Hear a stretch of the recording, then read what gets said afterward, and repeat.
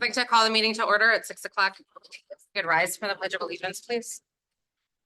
I pledge allegiance to the flag of the United States of America and to the republic for which it stands, one nation, under God, indivisible, with liberty and justice for all.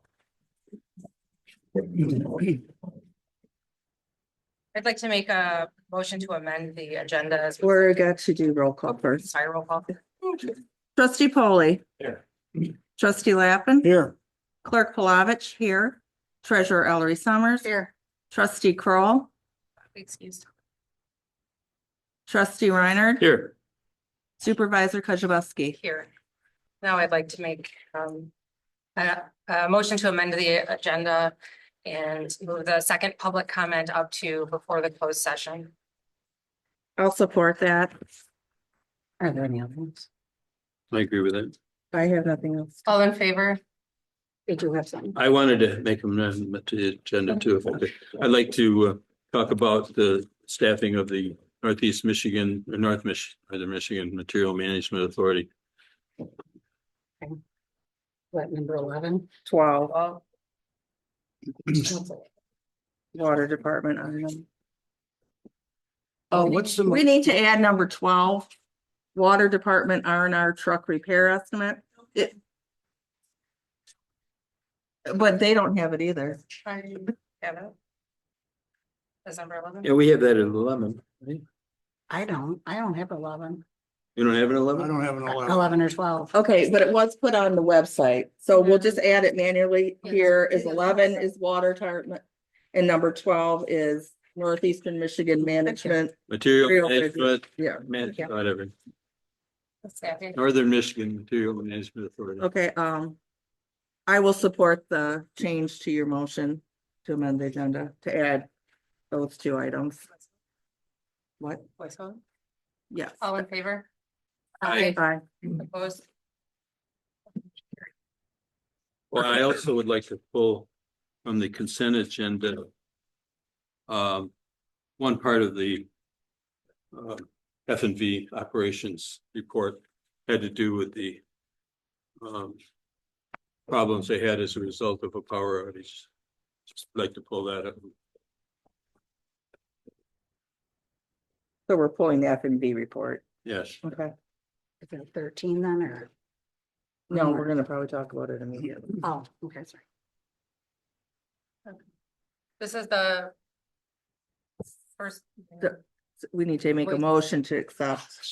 I'll make a motion to accept the consent agenda as presented With with a- removing the okay. water sewer report. I'll support that, All in favor?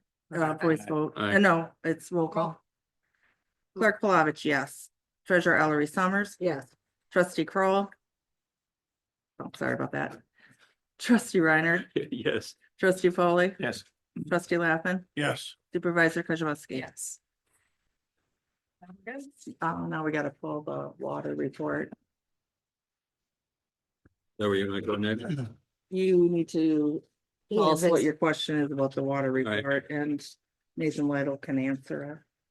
My household was a victim of the same thing, the townships, the water, the facilities of the township, mainly the water, wastewater and wastewater facilities. There was a power outage, car hit a power pole on French Road. The power went off in increments. In other words, took about 10 seconds for the power to go totally off. It would come off, back on, back on. It was flashing back and forth. I think that's while the power pole was going down, probably, but that's just an uneducated guess. Anyway, we've had several appliances, couple of appliances in our house go bad, and we attribute it to that. We've called our insurance company. Once you get past the deductible, there's not much left, but I'm planning to make a claim against the power company. I'm wondering if we. I have already submitted a claim. Okay. I've talked to the adjuster. Nathan Lytle has talked to the adjuster. We have submitted some of the invoices and we're still gathering more invoices. That's correct. Yeah. And there could be even more stuff go bad over time. I've had this happened in the past where we lost a transformer. Yeah, we're looking into even the PLC, the programmable logic computer might have been gone bad too. So we have our contractor who we typically work with coming up to give us a quote to see exactly if this PLC's gone bad or it's just a power transformer before it. Or and then if it is gone bad, what is the process of getting a new one or hooking into a different situation that's relatively cheaper? Just trying to explore all the possibilities. I have no idea what you just were talking about. But what's a potential cost there? I don't know. I don't have any. Worst solid case, figures. Worst case, I would say we're probably looking at a whole panel replacement, probably about $35,000. I think our insurance company and the power company's insurance company should be involved, and if we have a deductible, we should make a separate claim. That's my Well, recommendation. we have made a claim, so we're just Okay. gathering all the information we need to get to the adjuster. Yeah, I believe there's one invoice that we're still waiting on to get to the adjuster and then still waiting on other contractors to come up here to actually diagnose and look at things. Currently, the lift station is running. We do have alarms ready to go off in the lift station as any issues do arise. But it's not running as designed currently. But like they're going to cover the out of scope expense of F&B for having to be there on a Sunday and all that. Correct. That's been already submitted. What date did that happen? on? We were called out on December 21st around 8:30 PM. And staff went back home around 5 PM to 22nd. Kind of a big deal Mhm. for us. Good, you're on it. Thank you, Madam Clerk. You're welcome. So I'll make a motion now, unless anybody else has any more questions about the F&B report, to accept that as presented. Or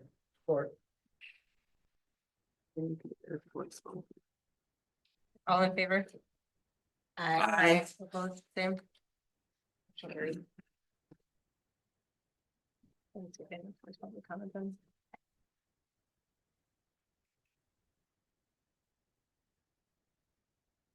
Oh, Skip right over it. Okay, go back to public comment. Okay, so this will be the first opportunity for public comment. We'll start online. If there's anybody online that has public comment, please raise your hand.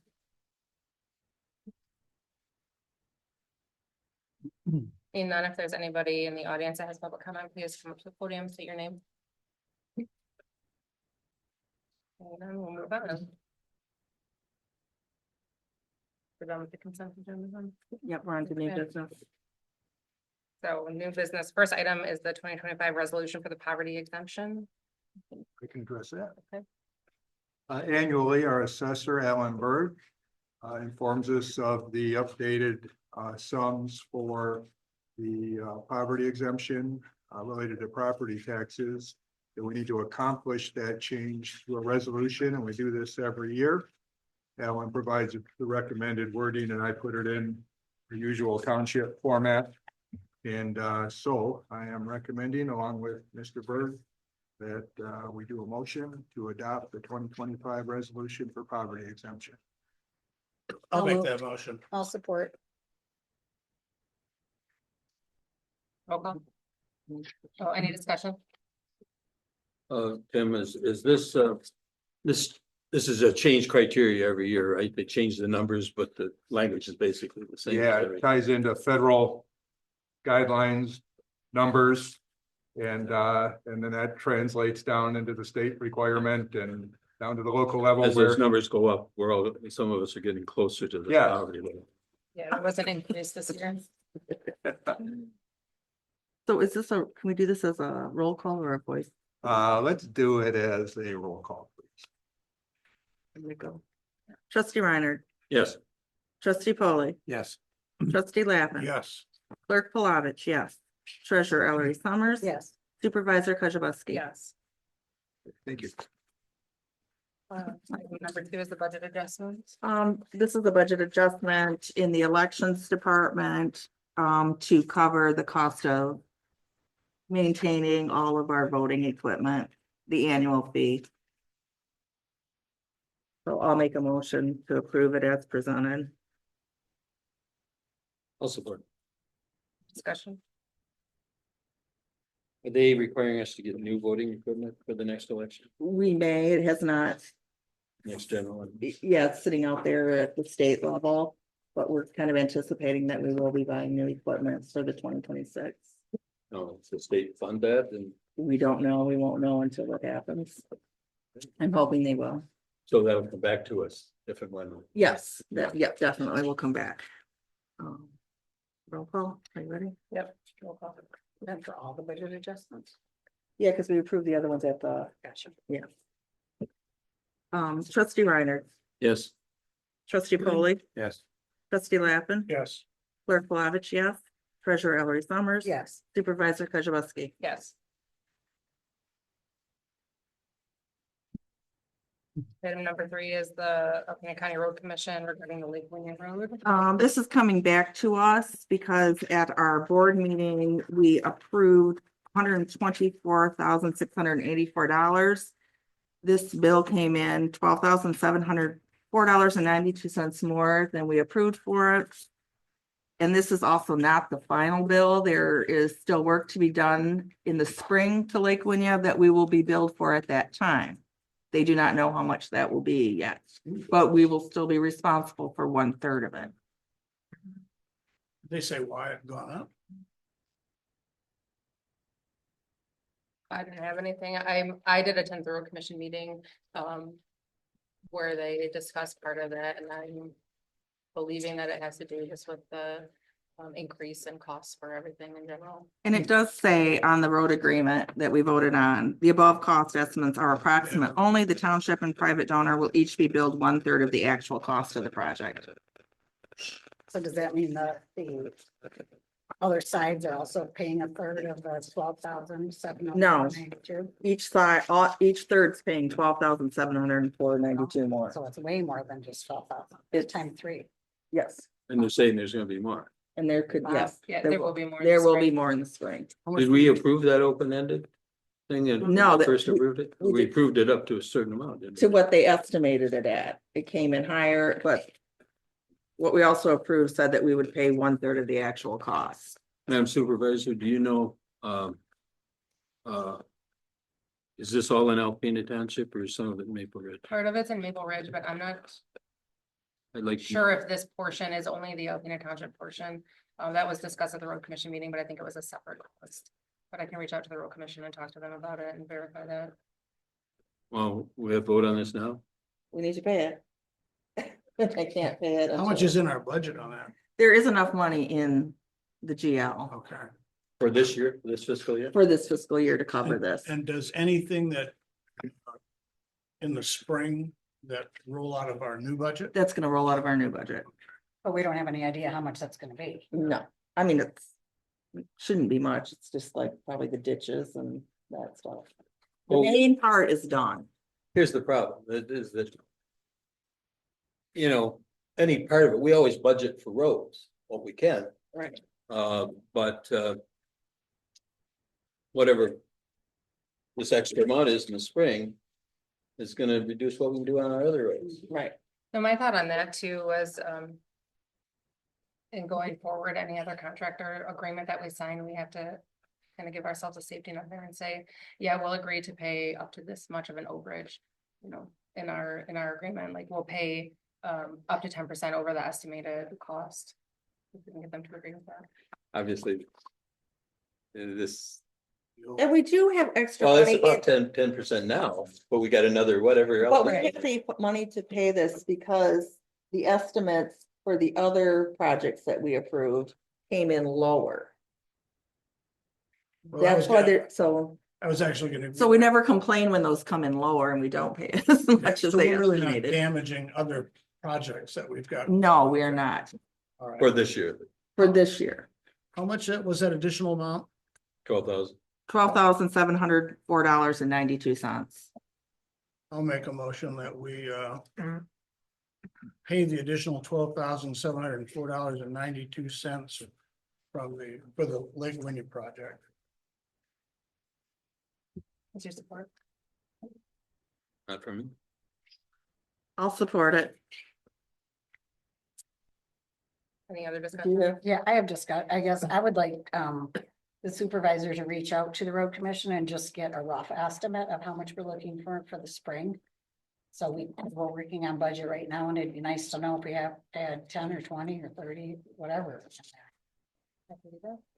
I guess another question I would have is if this fails, does the project fail? Do they stop the project? Or do they, I can see where Russ is going with this. What does that mean? A lot of money over, even for that being a third. Right, and again. It's projection more 10.2% over right now.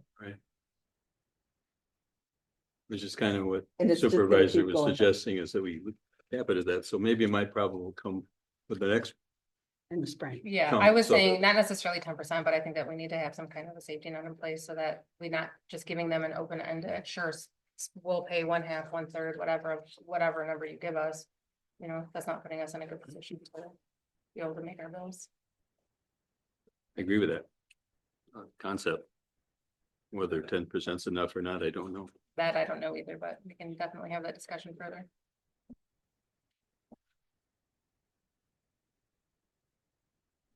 Any other discussion? Roll call? Trustee Polly, Yes. trustee Lappin. Yes, Clerk Palovich, yes. Treasurer Ellery Summers. Yes, Trustee Reiner, Reluctant, yes. Supervisor Kujabaski. Yes. Item number 4 is the AT&T tower lease. And Tim, thank you for the cover that as well. Me again. This isn't into nitty gritty contract negotiations or anything that I would provide some kind of privileged communication and we go into closed session. I just want you to be aware of. We've been approached and it's not unusual. This regards a tower lease for AT&T. We have another tower lease with Verizon Wireless. We have another one with T-Mobile. Periodically, these companies contact the township and, hey, let's change things. We've got leases with concrete terms and escalation clauses where the rents increase. Currently, AT&T's monthly lease is $1,818.56. And that's the built-in formula in the lease.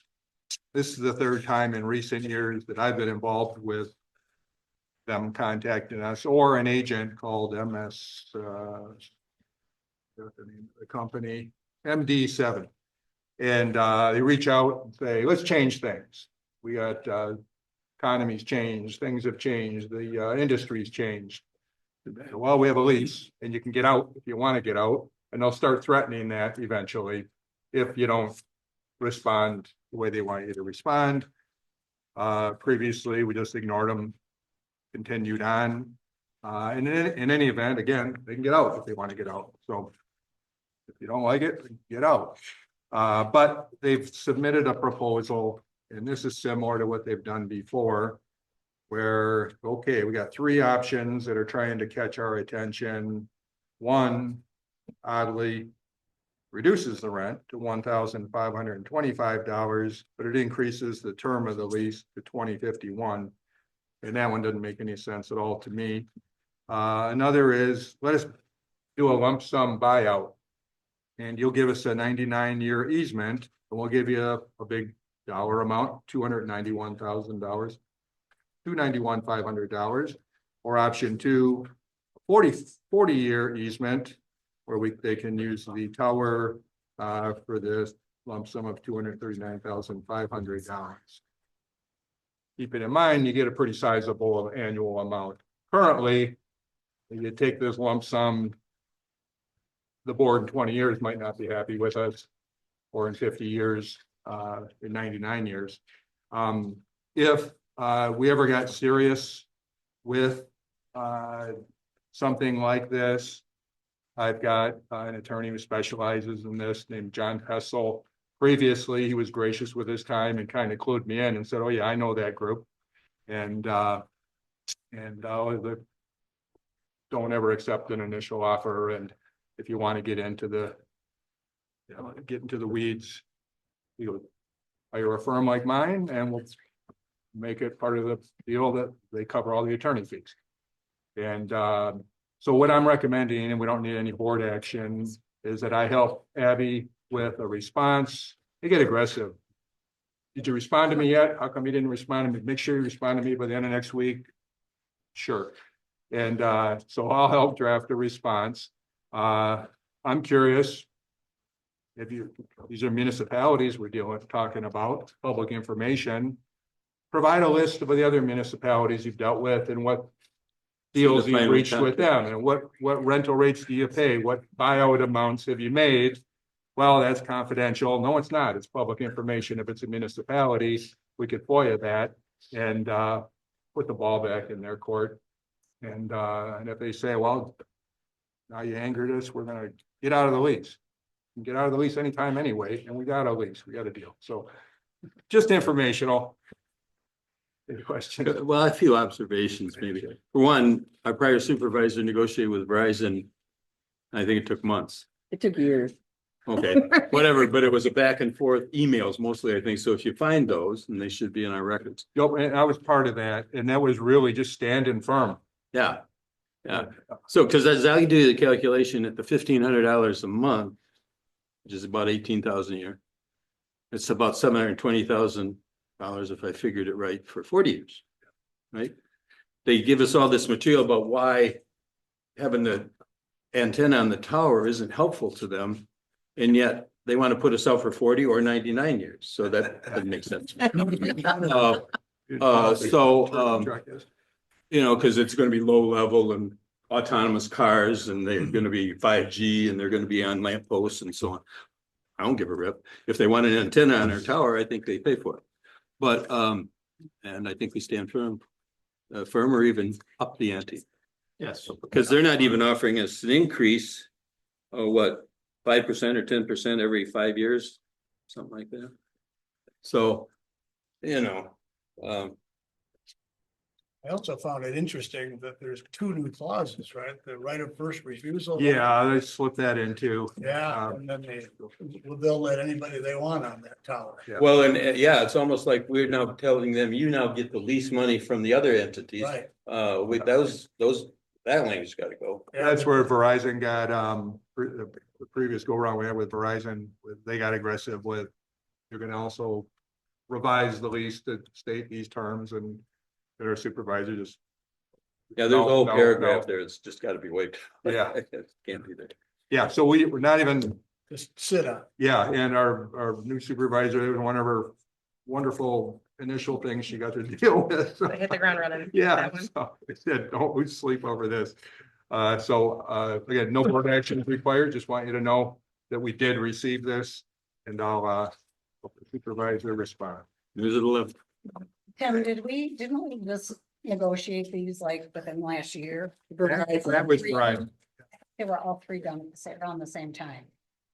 No, T-Mobile. well, and- we were approached a few years by AT&T, got my file, and a few years before that, and just didn't do anything, and lease continued, and But they've increased. variations of the same thing. So. And the lease continues through as is, because it renews every 5 years. It would go out to 2037. So. Either side can terminate it with 1 year notice, otherwise it just keeps renewing for 5-year terms, and so. Seems to be going fine so far. Anything else? Thanks, Tim. Sure thing. Item number 5 is the write-offs regarding the water department. We have had write-offs in the past if water customer comes and they have, they have to get a new meter, or they say, hey, I was out of town and how come I had a leak, or whatever it is. If anything ever comes that they want their bill adjusted for any reason, it has to go to the supervisor for approval for the write-off. The employees can't just write something off. And I mean, in the past, we did have between $0 and $163,000 that have been written off in the past. So I wanted to talk to the board, put this in place about recommending a threshold of $500 that can be written off by the supervisor, and if it's more than that, it would come to the board with an explanation of why we're writing something off over that amount. I assume that the 163 came from a water leak and that lasted for about a year or something and somebody's. I'm not sure exactly who that person is or what that exit was, but anyway, but just to kind of, I mean, I know there were $20,000 write-offs in the past, and it's just a lot, and I think, and it's okay if it's supposed to be that way, and, you know, everybody agrees, but I just think it should be more than one person's decision if it's over $500, just so everybody's aware, you know, if we're doing a $10,000 write-off, well, what is that about? Why did it happen? Seems to me that when we've seen these in the past, the majority of them are small dollar amounts. Right. Yeah, so I personally, since I've taken office, haven't had anything over, I don't think $200. Okay. And just so that you guys are all aware of how I handle that, I get a notification from the water department or from billing. And then they say, hey, we'd like to make this adjustment. And so what I've been doing is reviewing it with the billing department. And then reviewing it with Kath from F&B also, because she's helped me to understand why they're doing it, and she can provide me with a formula and the math so that I understand it better. I don't have any issue with there being a cap on the amount. My only concern with that is depending on the amount of the situation, that if we have to take it, like, let's say it happens tomorrow, we're waiting an entire month to be able to handle that before the next board meeting. So I don't know, we would need to kind of review the policy to update that. Well, you're talking about, you know, it's a billing situation. We can wait a month on that. Right, and, oh, go ahead. Yeah. I was just gonna say, if it say happened tomorrow, and it usually it's an adjustment to the bill. If somebody's bill is $2,000 and they get an adjustment down to, you know, $1,000, it's, you know, just comes off their bill. It's not like we're handing somebody $1,000. I mean, unless we've done some. I'll tell you previous in the where we past. typically see it, I think, my experience is when spring comes and the people come back from south and something froze up and they've had water running, hopefully not, but quite often into their basement or into their main part of their house. And they have a big bill too, along with all the damage that could have caused them. And so So, that's when you'll start seeing it. yeah. I have a question just regarding terms we're using, like write-off, adjustment. I've heard the word credit used before. I'm not sure exactly, like write-offs, is it a legitimate charge we're writing off? Is the adjustment a correction? I think all those details are very important to what's happening. Mhm. And I think maybe a written policy with the definitions of what these are might be easier. This is very vague to me right now as I'm thinking about it. I'm just thinking if the policy and procedures. Right. I think, Policy. I think what you're talking about is something that we probably should deal with here at the board level. Right, I But I mean, think we need something to start with. but I think the like I need a definition. supervisor and the treasurer perhaps can Right. decide together Right. if they agree, And then bring it back to the board as a policy. or just say you did it. I mean, Yeah. if it's up to a certain amount, 500,000, whatever the right amount is. And then anything higher than that, definitely the board should be, and it can be an adjustment. So Or let's say a something write-off or on a bigger account gets double billed $3,000. Does that need to come to the board to get corrected? no, adjustment would not be. So that's what I appropriate mean, we adjustment. need definitions. That should be in the discretion of the treasurer if it's been a mistake, billing. Well, and. Well, this is very vague the way it's written right now. Well, I was just, wasn't writing a policy. I was know, Bringing this to the right. board, just to make, because sometimes board members don't realize, you know, that there have been one to up to 163,000, you know, I mean, just, it makes all of us aware. And I know you and I just talked earlier Right, too about right. even our new billing clerk, giving her so much allowance to do an adjustment. And Right. what would that mean and how much would that mean? Or if someone got billed 3 times for something in error and they were supposed to get billed once, is it okay if she adjusts those? Just for an example. Right. Yeah, and she and I talked earlier about like the sewer adjustments, for example, Mhm. how she was allowed to adjust things at her previous job Mhm. depending on the sewer because it's a set rate. So she was able to have a little bit more control over that instead of bringing everything to the supervisor or everything to the board. So, yeah, I agree with Michelle. I think we just need to Define things a Define. little more specific? That's fine with me. So what I think the clerk is saying, if I understood you, is that you'd like to table this I until. would, yeah, Tell I'll make a proper motion to policy. table it till the February meeting. I'll support that. Any other discussion?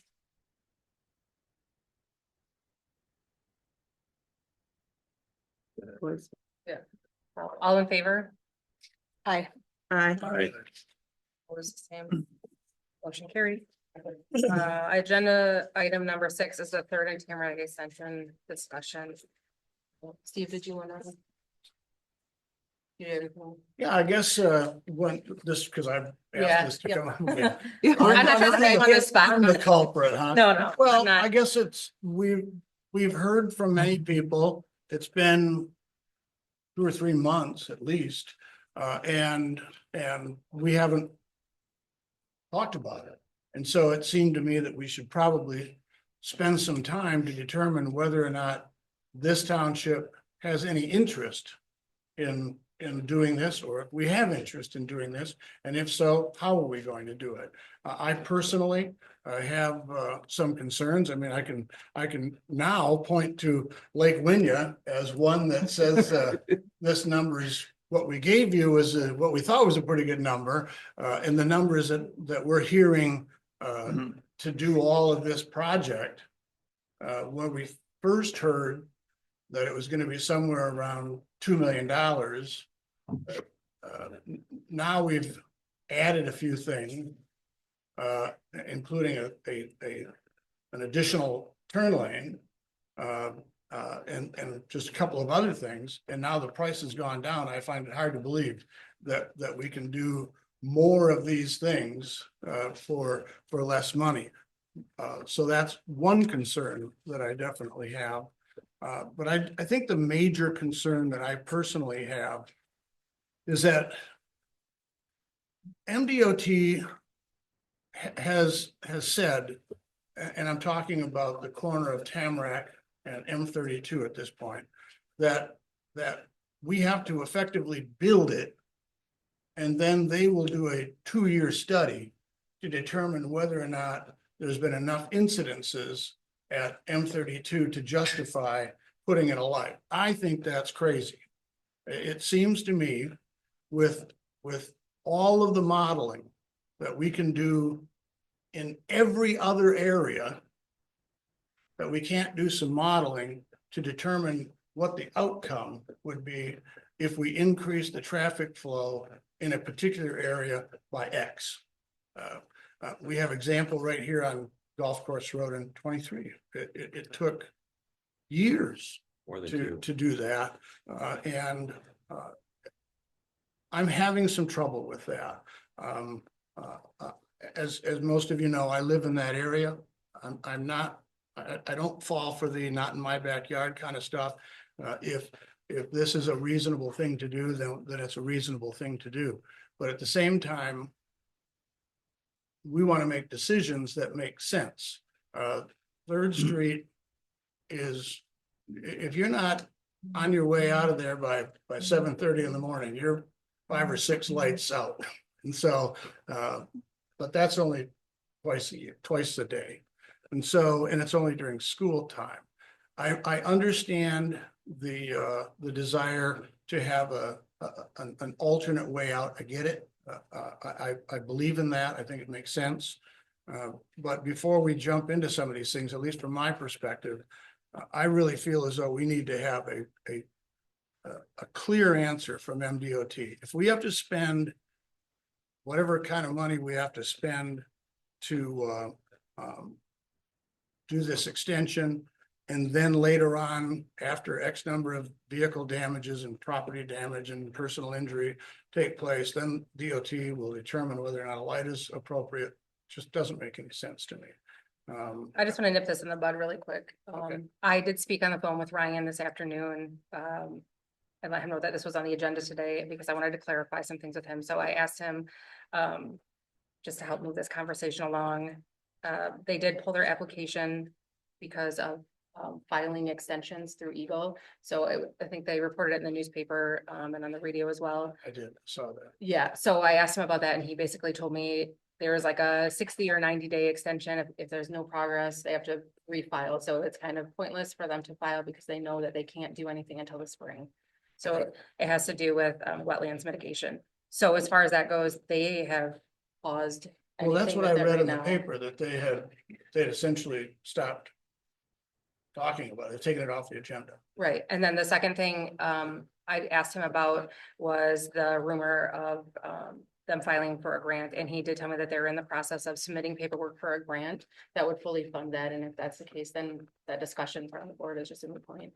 Well, yeah, Because then I suppose it's up to whatever the will of the people, I suppose, at that point, but. Right, I it's did a different- also, Different jurisdiction and a different way of doing things. It's not tax supported per se, it's gas tax, I guess it's gas tax supported, but.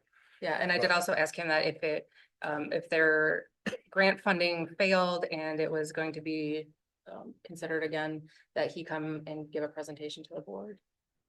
So that we could ask questions and we could have a full conversation with everybody at the table.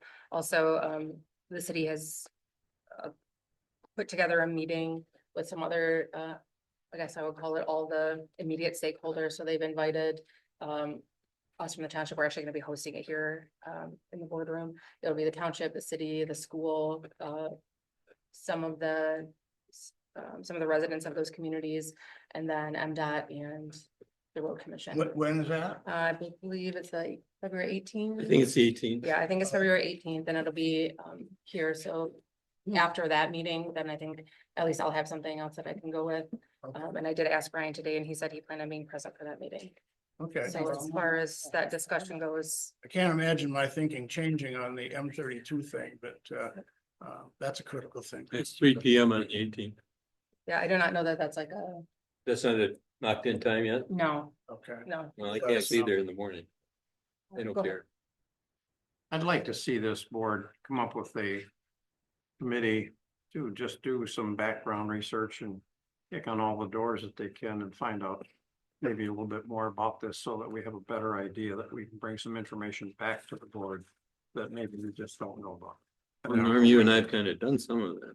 Well, and that's why I asked Ryan to come and give a presentation so that he was present and we could ask whatever questions we have or, Well, get I our think there's questions questions answered. we think we have, but we don't know where to go yet, but I think working together as a small group, we could maybe get some better information. Does the road commission know when or if they'll get this grant? As of today, when I spoke to Ryan, he said, no, they hadn't submitted yet. They were in the process of doing that, and I don't know. what the Because if window they for- get the grant, we're completely out of any decision Right. process. So for us right now to even devote a lot of resources to it doesn't make sense. I would agree with that. Well, I disagree with that. I think going to the meeting is probably pretty important to, Yeah, I think we should be there, yeah. those of us that can. Even our whole board. Depending on that No, time, I can only be It there. won't be Okay. in the yeah, afternoon. it No. won't be the whole board. There was just No, an but- invitation sent out to a few people. And some of you may know, some of you may not, but Norm and I and one of the residents, Connie Tracy and in the subdivision out there. We've done some groundwork. We've actually done some footwork out there. My primary focus was on police fire access to the junior high school when kids have already texted their parents and the whole street's clogged up and nobody can get in there. So we've had some contacts. Connie's done a lot of work on this. She's had some contacts and we had a meeting with the superintendent of schools and one of his person that's in charge of buildings and grounds or whatever. Ms. Tracy has met with the owner of the Meyer store. This has nothing to do with the extension. We were looking for an emergency entrance into that area. If you go to the back of the parking lot at Meyer, you'll see a little trail out to the right of way from the railroad. And that's an excellent way to access that. Meyer would give us permission to use that bit that's on their property up to the right of way. And then right across from that is another little trail. It's pretty firm for the first distance, but then there's some real problems with getting any fire equipment in there. And the school superintendent told us that they already had an estimate for taking care of that for 200,000. I have to say, I was very disappointed in our meeting with the school superintendent. That's only for me. That's my personal opinion. It's not, doesn't reflect on this board. But I thought his nose was out of joint because nobody talked to him about it. Well, he hasn't been here that long, and this has been on the books at the road commission apparently for Years. 10 to 20 years. Someone made a point in a letter they wrote to us in favoring the extension that it existed prior to most of those houses being built back there. And so people should have known with their title work that, that was a possibility. I don't care. I'm never going to vote if we have a say in it for an extension that the same reason you said. If they can't be a traffic light there at Tamarack Road and M32, I'm not going to wait 2 years to see how many kids get killed. Right. Making a left turn onto M32 from that intersection before you get a traffic light. And we could use one there anyway, because frankly, people are coming off of 65 miles an hour, even though it changed to 55 about a half mile down the road. And they're still coming right up to Applebee's or McDonald's at 65 miles an hour to that light. So unless there's a traffic light there first, I think it's a dead thing. That's my opinion. It is if I have any voice in it. Well, mine. And yours my too, thinking apparently. Primarily, even if you look at a golf course as an example. Oh, my getting out of my subdivision is much harder now, but Well, it's a wonderful thing. Here was the problem that I had, is that it would be an easy sort of shortcut, for lack of a better phrase, for kids leaving the high school who are 16, 17, 18 years old, who don't have a whole lot of experience. And are going out West 32 to Yeah. get home Yeah. or wherever. Yeah. Because they avoid the mess that's at the intersection of M32 and Bagley, right? And I do completely understand what the road commission would like to reduce some of the stress on 32. I get that. There might be easier ways to do that. At one point, I don't think they so. talked about going sort of behind the road commission and coming out by the bridge. That was talked about a long time ago. And then I've heard some people talking about, in fact, one of the road commission people talking about extending Tamarack to Worth Road. Worth Road. Well, I think you Which got is an interesting I think you got a concept. pond or something in there, a lot of wetland. I know it's low water over there, but I don't know anything about that. But anyway. I Sorry guess for those of like you the that live at supervisor Sunset said, it's Lake. kind of pointless to get too deep into Yeah, this I just, conversation. that was my point. It's just, Yeah. if they're able to get this grant, we are completely removed from the situation. We won't have a say in it, but we won't need to have in that. Just to finish my thoughts, were you done, Abby? Yeah. Just to finish my thoughts, when we met with the superintendent of schools, he said 200,000. People in the subdivision have gotten another estimate that would say 80,000 to put the right up by the tennis courts there, so that we'd have emergency access to that area. And I think it's a great plan, and I would encourage citizens of the subdivision to find some funding sources to help do that, because we can't do it. Right. Because it's on another public entity's property. Right. So we can't do it. But whether it's 80 or 200, I don't care. The school superintendent seems to think that we've got all the safety issues. He says, do you know how remote it would be to have a shooter? And we've got all that covered anyway, because we got cameras that feed to the city police department, and they're monitored all the time. I bet they're not. I think- You probably I think need to that's have an set opinion up- on that, set so up. could you please? Am I wrong? If you just give me a second, has been waiting. Back in 2003, there was a study done of all this. It's called the Alpena Area Wide Comprehensive Transportation Study. And it explains everything. I just kind of got into that. I'm going to be digging into it further, but there's other things that I believe our township should be doing infrastructure wise. I took a course for the Michigan Infrastructure Council. It was a 40-hour online course. It was tied in with the Canadian government. All about different infrastructures, how to improve, how to get people to work together and bring communities together and getting things done in a more costly fashion and also working better. And they talked about some of these things that you have to work on them and it takes time to get them done. Here's a study that's been done. I haven't gone through it yet, but it looks like there's some awesome information in there. But it got put on a shelf. I don't think anybody did anything about it. I just found out about it. So I think it's something I'd like to push forward and research a little bit more on, and that's why I'm saying that maybe we could have I don't care if Russ and I are just on a little committee, just that the board knows that we're out there poking around and asking questions. I just don't want to do this behind somebody's back. I think we've all known that you and Russ have been working on this project. Supervisor might not have known. I didn't, yeah. My one comment is it's a big project.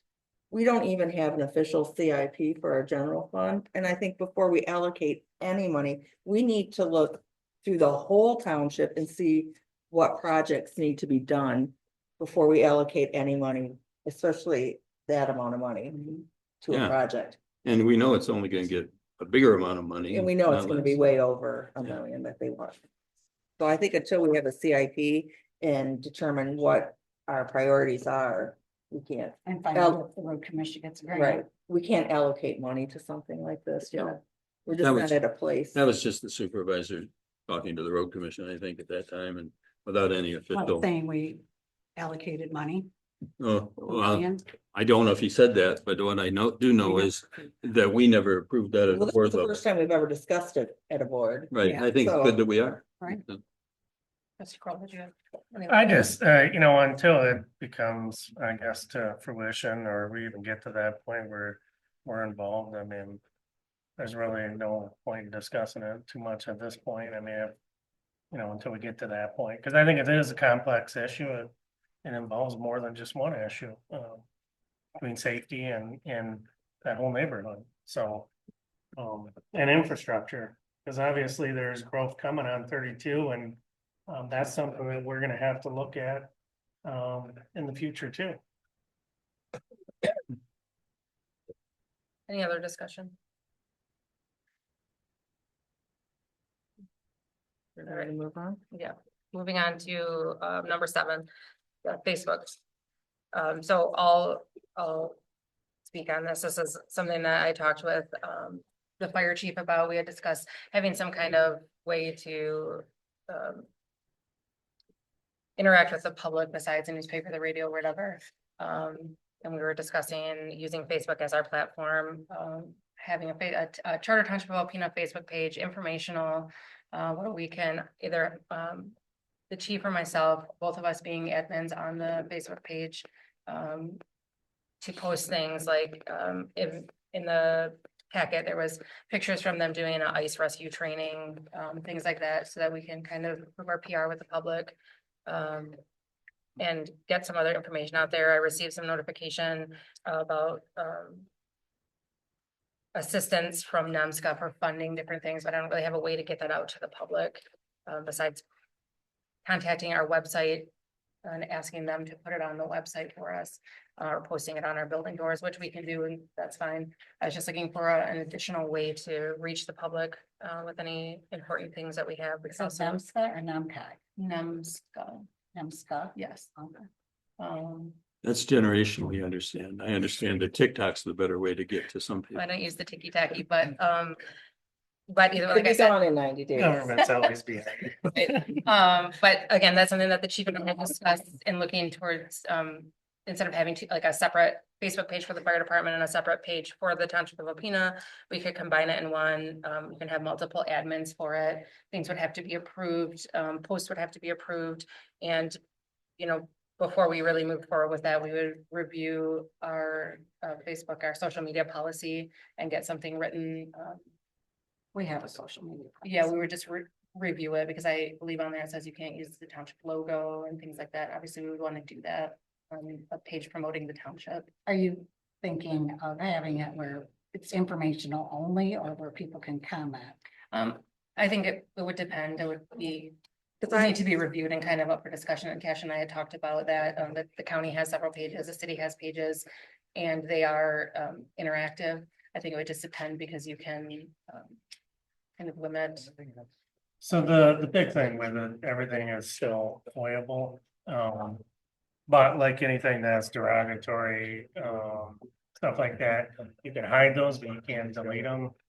So essentially, if you're, it can be a lot of work, depending on how much you utilize it, but like those types of comments and that, we hide them, but you can't delete any of that because it is subject. to FOIA. because there is, like, if I look at social media about the township, there is a ton of misinformation. But this is And- a way for us to basically control. Right, that but as agenda. administrators, are you guys committing for being there and watching what's posted? And I mean, that's a huge commitment.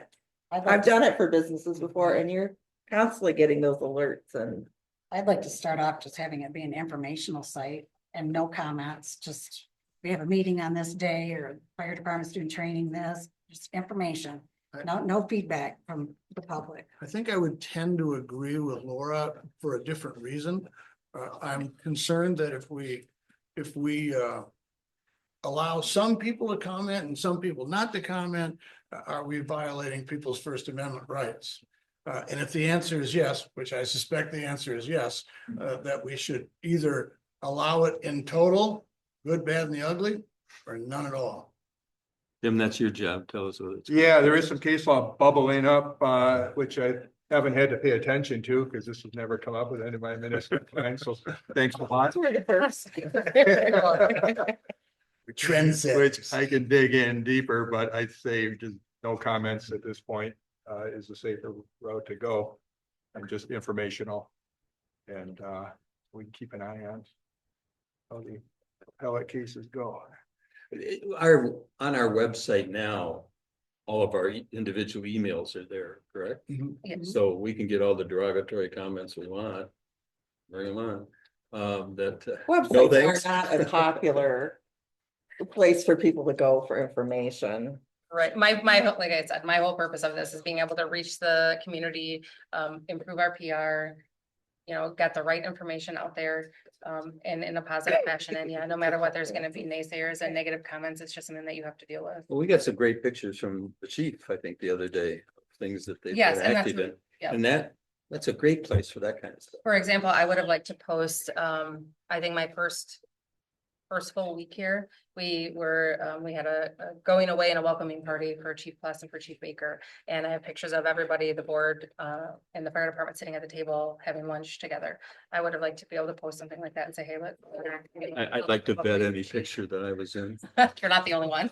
What's that? Those can also be put on a website too. They can be. Just as a thought. but- Yeah, they Right, can but they be. just don't, I think, No, reach as many No, people. it does, I agree. Right. I think if I ask everybody in the room who's been to our website, probably gonna get maybe one hand, and that's gonna be probably somebody Ask that 'em. works here.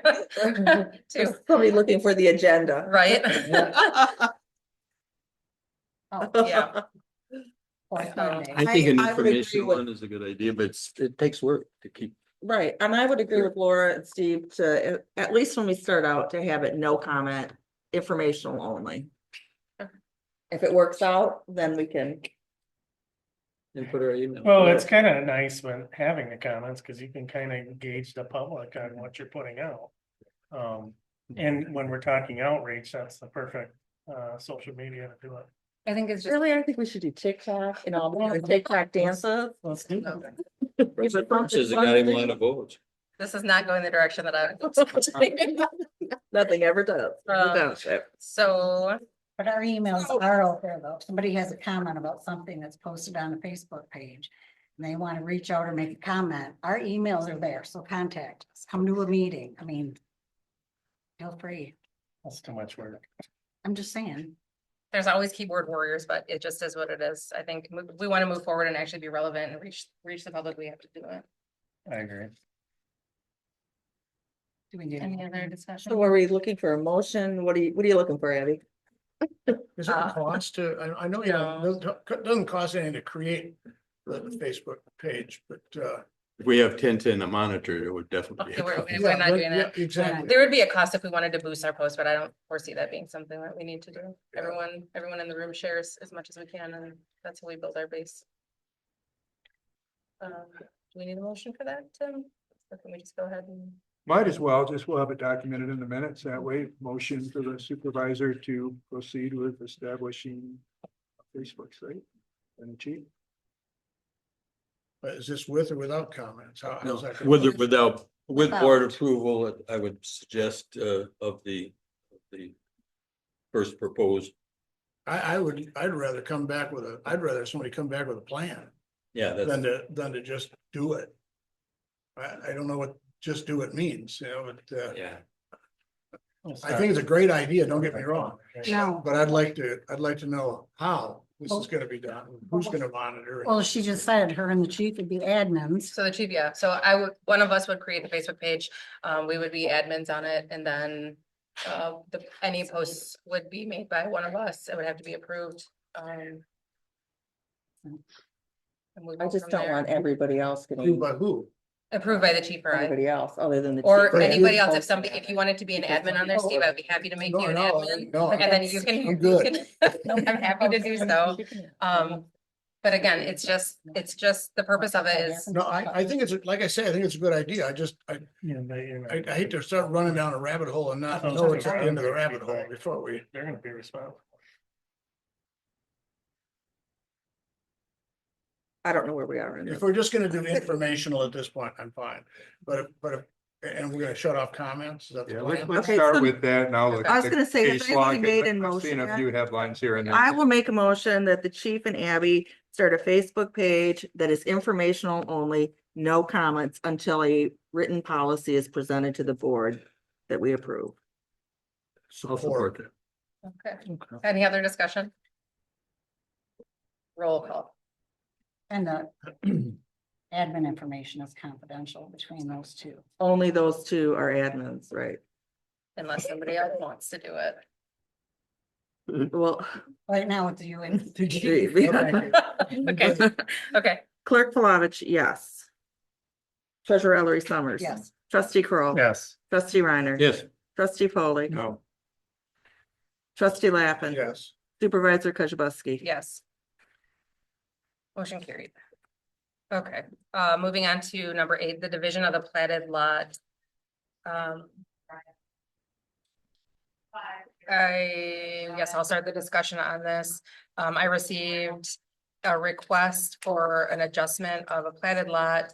And I forget what it's called, the Diamonds Point Assessor's Plat. Mr. DK is here. Yeah, Mr. DK, you feel free to come up to the podium. I was hopeful that this was just a simple signature on a piece of paper. It turned out to not be the case. The assessor cannot give permission or authorize, they don't have the authority to authorize that, so it has to come before the board. Which is why we're here. I can jump in too. There's a statute when you divide a platted lot. Occasionally it occurs you want to buy 20 feet from your neighbor's lot and her lot's still going to be big enough. You need more land to build a garage or whatever. And so you go to the local municipality to get approval.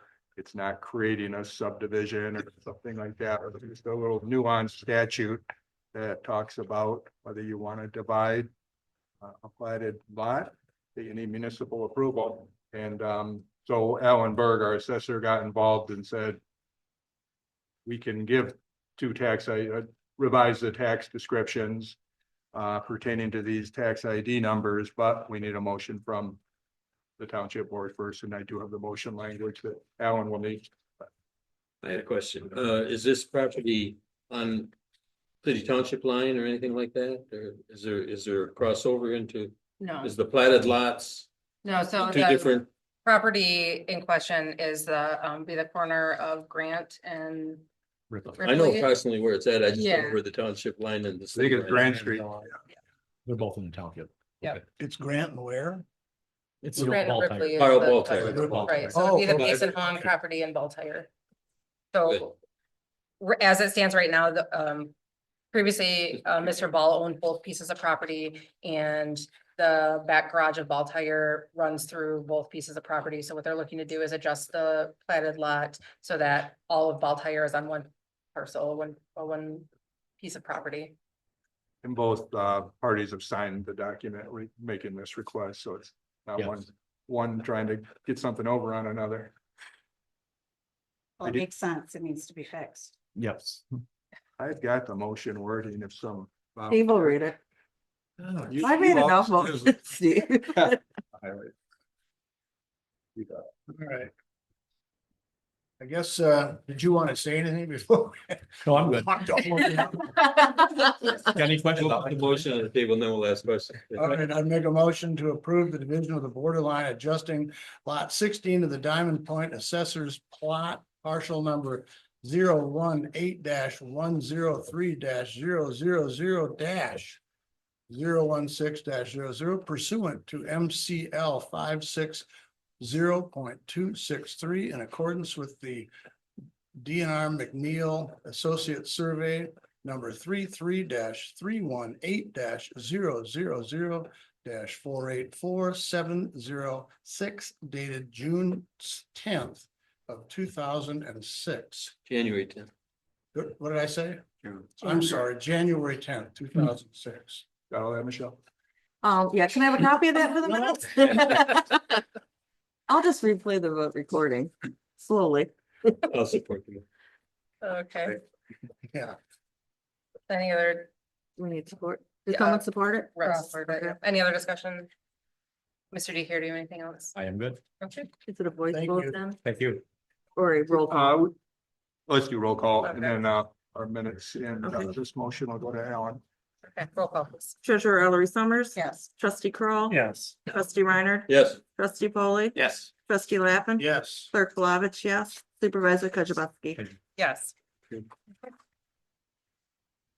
Chief Baker, They sit through a lot of grief to get to that.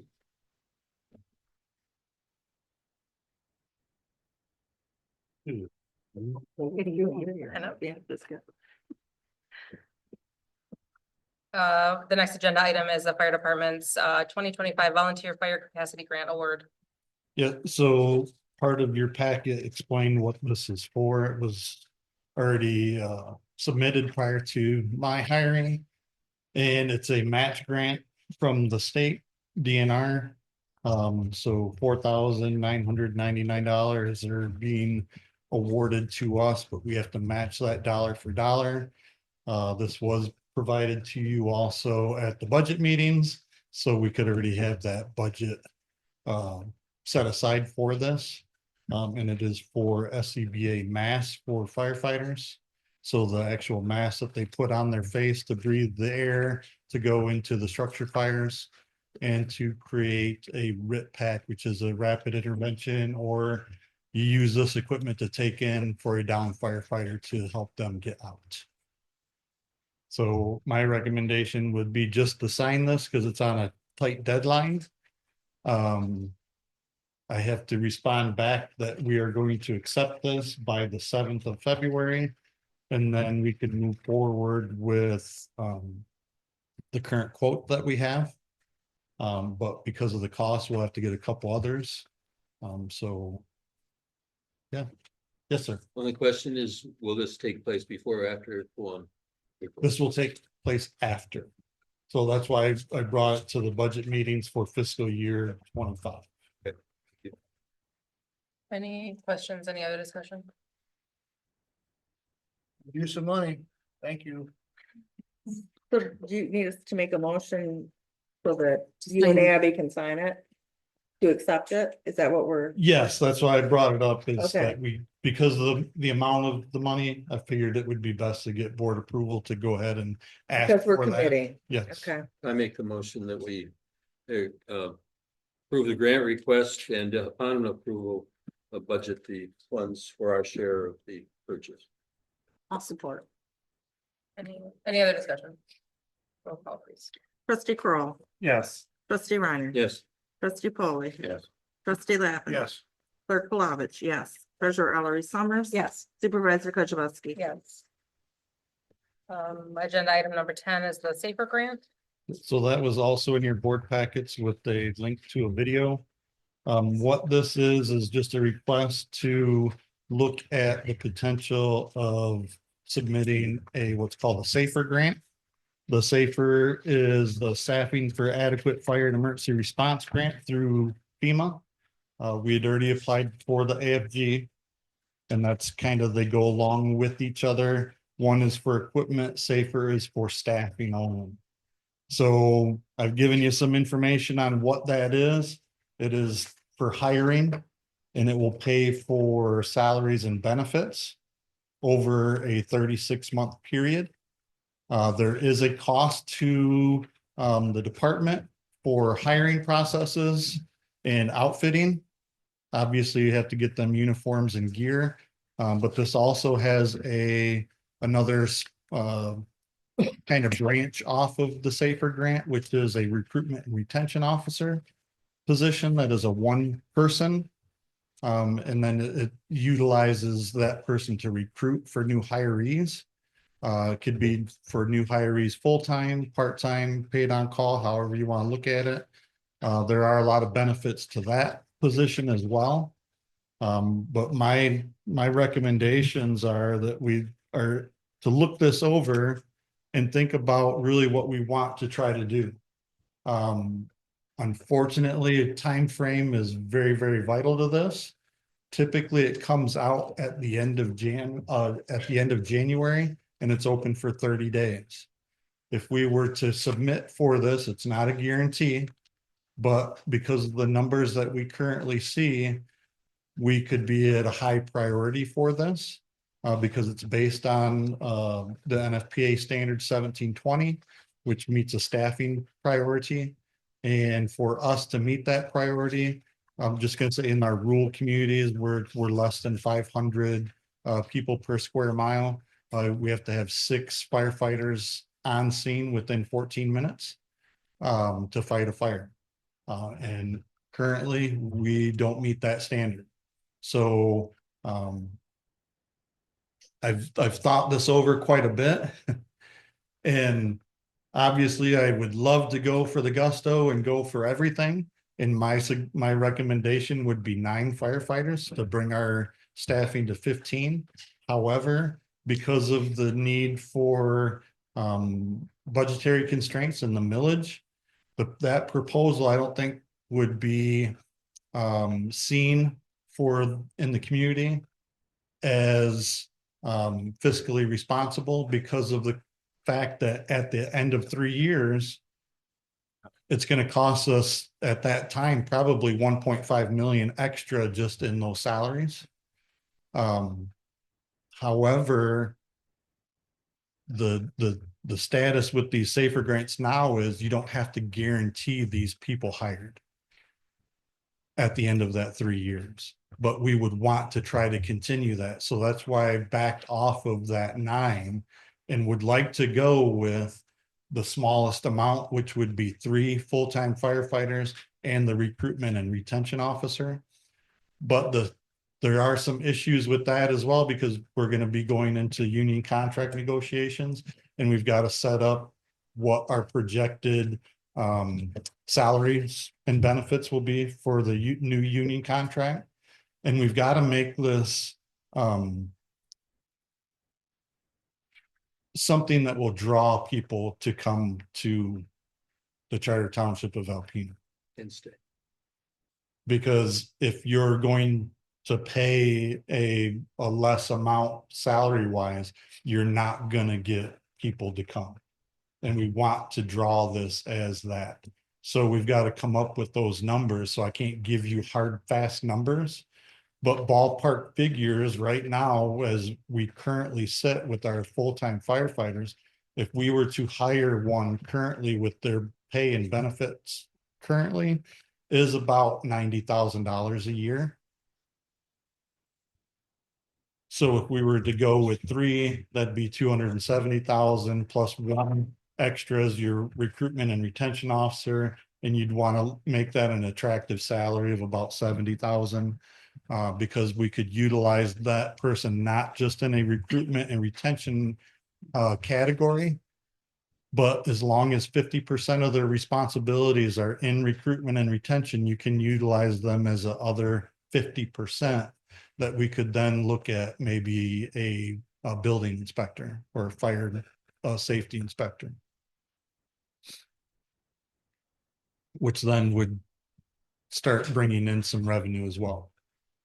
Would they also be a firefighter? Yes, So would that be considered part of their other 50%? yes, responding to calls, yes. Yes, sir. Another thing, this is FEMA. Yes, We're talking about potentially doing away with FEMA. well, We don't that's know that, but that's something, get half into this program and it's gone. correct. Well, currently, that funding has been secured through the grant cycle, and that could be holding up this particular grant. AFG is already funded. Safer has not been approved yet, so that could be that potential. But the thing is, the whole process of this is just to say, can we go after it? And we need to then, once it opens, we've got to move quickly because the information that needs to be gathered. Obviously, we're kind of already in that process, but it needs to be submitted in a very time-sensitive situation. And that's why I suggested that, we go for 3 instead of 9 at this time, because I just think that makes more sense. 300,000. And about 300,000 comparatively to, we ran some numbers the other day that potentially could be upwards of 1.5 million per year.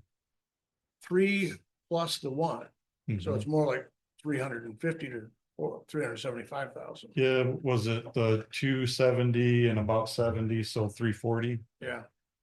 And that's no commitment for. There's no commitment. Did you say that there was a For cost to benefits. write this grant? There is no cost to write it. It's free. We're gonna use our own staff to write the grant. Okay, If we sought help, then we would include that into the grant proposal as well, but I think we can do it on our own, take our chances, see where we line up with this.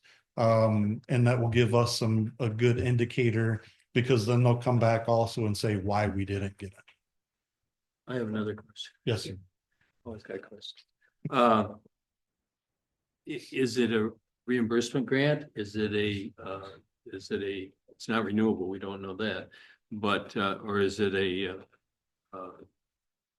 there a match? what's the other cause? No, there's no match, there is no No match, reimbursement. that's what This I is meant. straight Yeah. funds from them that they would be paying salary and benefits for these individuals.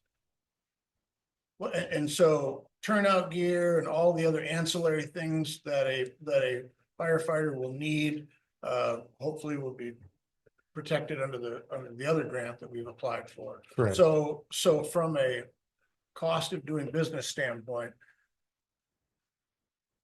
in addition to, notwithstanding 3 years from now, but are there other ancillary costs that the board needs to consider over and above what we're looking at currently?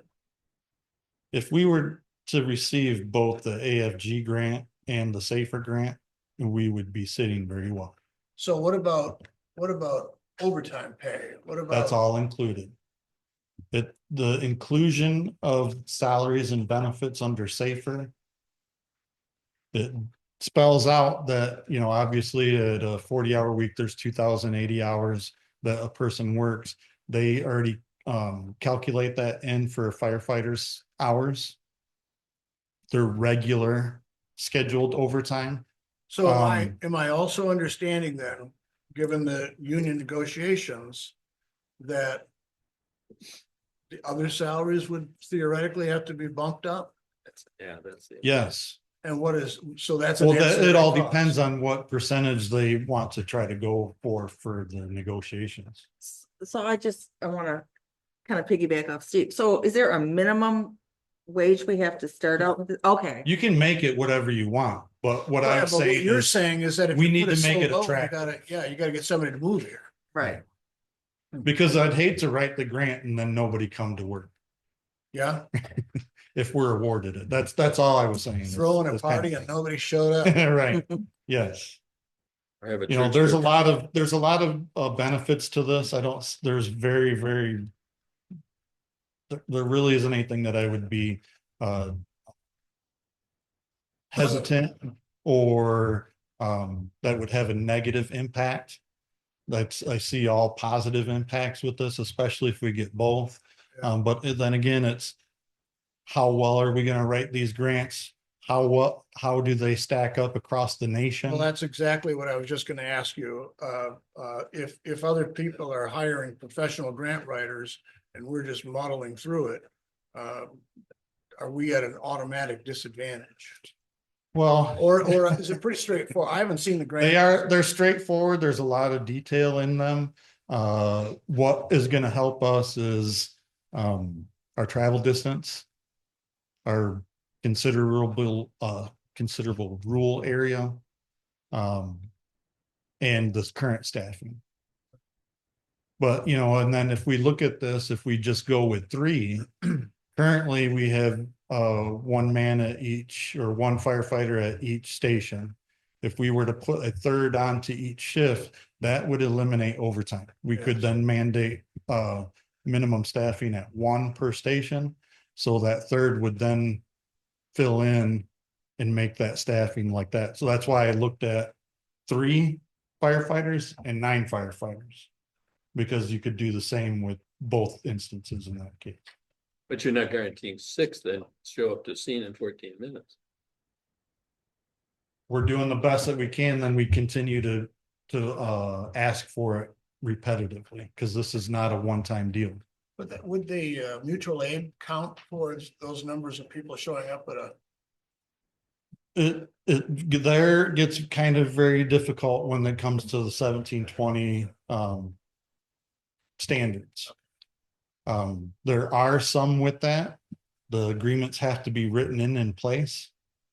Which I haven't seen really many of that yet. I'm still looking into those kind of things. So with the inclusion of Mavis, that could be a potential. But then really, when you look at it, we're being called for other townships to cover when they don't have anybody responding during the day. The only one that we could really rely on is the city. And then if they're out with 5 different ambulances, their staffing then is low. And when does this need to be submitted by? We don't know yet. It hasn't been released yet on the date. That's why I just wanted to get it to you to say when it is released, can we at least submit for the grant? I guess I don't see why not. My primary concern, I guess, would be 3 years from now. Correct. And that's why I was really trying to weigh that balance of how many should we go after in that process, knowing that we've got to make sure that the community would support that in the end, because we don't want to then lay off firefighters at Yeah, that time. and I guess the second thought would be that if we enter into, or when we enter into union contracts, and if we're awarded this and it's, and if other people aren't at that payroll level, the benefit level, then we have to raise the other people to that point theoretically. Right. Yeah. And that's why, I mean, we would have to go with whatever that contract comes out to. Right. And the numbers that we ran were Commensurate. very, it was on the higher, very high. What do you mean? So I took, there's a very similar department in the area that I came from that just got this grant last year. And I took what they are making per hour, and then we worked numbers based on that. I guess And what that's where I mean is- came out to it'd be about 150 million for the 9 individual. You're talking about I guess where I was getting at is the theoretical payroll numbers that you're talking about here commensurate with what we're paying? Currently, no. Okay, so we'd have a potential cost increase on payroll then. Yeah, but we don't have to go that high is all. Okay, And what I would be looking for, I mean, realistically in this area right now to hire firefighters, you'd be looking at retirees or firefighters that are getting denied other employment based on lack of experience. Not because of them as a person, but because of lack of experience. Good qualifier, thank you. I'm still back to the 614. If we can't do that with three, what is the status of the grant in terms of, could they pull it at any time? And then we have to lay those people off unless. No, because they take into consideration then how often could you? So it's based on percentages. Once it's awarded, it won't be pulled. Even if you can't meet the standard, because they want you to start working towards meeting that standard. All right, so. They're from the government, they want to help. So my final question, is this tranched money? In other words, is it just, you applied for X dollars? Oh, no. Here's your check, No. or do they dole it out? There's a lot that goes into these grants when you go through this, especially for SAFER. Because you have to submit, I think it's monthly, reports. And that there ties in with that, with your payroll, things like that, as you're going through, so they know how much they have to give you. So then my next question, I guess, would be, could we get in arrears somewhere along the line where we're essentially fronting the money for the government? Then we're expecting reimbursement from them. No, it's not any on that. It's not a Okay. way where it would ever be that we're paying up front for them to reimburse us. Okay. No. I guess I'm not understanding then. Wouldn't we do the payroll, pay the employees Right. and then ask for reimbursement? It's based on, they're giving you the money as you already have that in place. So you have to know what you're going to be paying them. So when you go to do your accounting of that, you submit that, they pay it to you to then pass out. Ahead of time. Right, so- It's you- basically in advance, yes. So we would have to anticipate what. Mhm. our You already pay have was. to know what they're gonna be paid each pay period. Okay. Sounds a lot more efficient than I'm used to. It sounds like a lot of work for you. There is, and/or there the is a ton of recruiting work. officer and or the clerk. And the clerk can't take on anymore. Thank you, Ross. for saying that. Yeah, there is quite a bit of work, and that's where, myself and the person that's gonna write the grant will work a lot on that process, because we feel that's a need for this department. Who would write the grant? Right now it'd be the training officer, firefighter staff. He's also wrote the AFG grant as well. He wrote the Yeah, AFG he grant wrote and a few previous- others, yeah. Yes, sir. So who would be doing all the work to make sure that this is moving along? I, Besides, you would, but you said you also needed somebody else that's gonna do something for you. yes, firefighter Stackwitz has already said that he would write the grant. So we would work together in writing the grant But and you're then gonna making need help. sure that everything falls in place. So while he's doing all that, he's not doing his other duties. No, he's still doing his other duties. We got anything to lose? Is it motion? Try it. So are you making a motion? Yeah, I'll make a motion that we move forward and if the grant become, or the cycle opens, we apply for it. I'll support that. Any other discussion? And obviously, when it does, we're gonna continue to research this until it does open. So we can have any question that you can think of answered by them. I appreciate you doing it. So these are, where we can find money is great. Any other discussion? The only observation I have on that is that trying to fund I know. staffing is a dangerous It's thing it's slippery. with a grant. All the more reason to run for that millage. Hmm? Where I said all the more reason to push for that millage. We're already funding, or the government is funding these firefighters. Let's get the millage to make sure that we have it. in If we place. want a full-time fire department, we gotta ask for a millage. I could not agree with you more. Yes, So if we get approved, we're approved for 3 years. yes, Okay, no matter what it is for the number of the positions. the that we- actual firefighter positions are 36 months. Okay, The recruitment and retention can be 12 to 48. But I would want to go with a 36 month as well. okay. Any other discussion? I just want you to know that this would be, when I feel that it's something that we couldn't support or do, I would pull the plug in. You know, I guess you just prompted one more question. I'm sorry. I'm sorry, but you mentioned recruitment. During a recruitment period, when does the clock start ticking on this? So After you that's the hire? good thing about this too, is once you're awarded, you can push back the actual like wheels in motion 180 days. Okay, so you'd have essentially 180 days of recruitment. Well, we would start what we need to do to make that process Okay, happen all in right, that thank you. 180 All right, days. I'm done. Yes. Steve, you promise? This is the last time I'm asking, is there any more Shut discussion? up my mic. All right, roll call. Trustee Reiner, Yes. trustee Polly, No, trustee Lappin. Yes, Clerk Flavich, yes. Treasurer Ellery Summers. Yes. Trustee Kroll, Yes. Supervisor Kujabaski. Yes, motion carried. Thank you, Chief Baker. Agenda item number 11 is the water department. Mr. Lidle, if you wanna come up.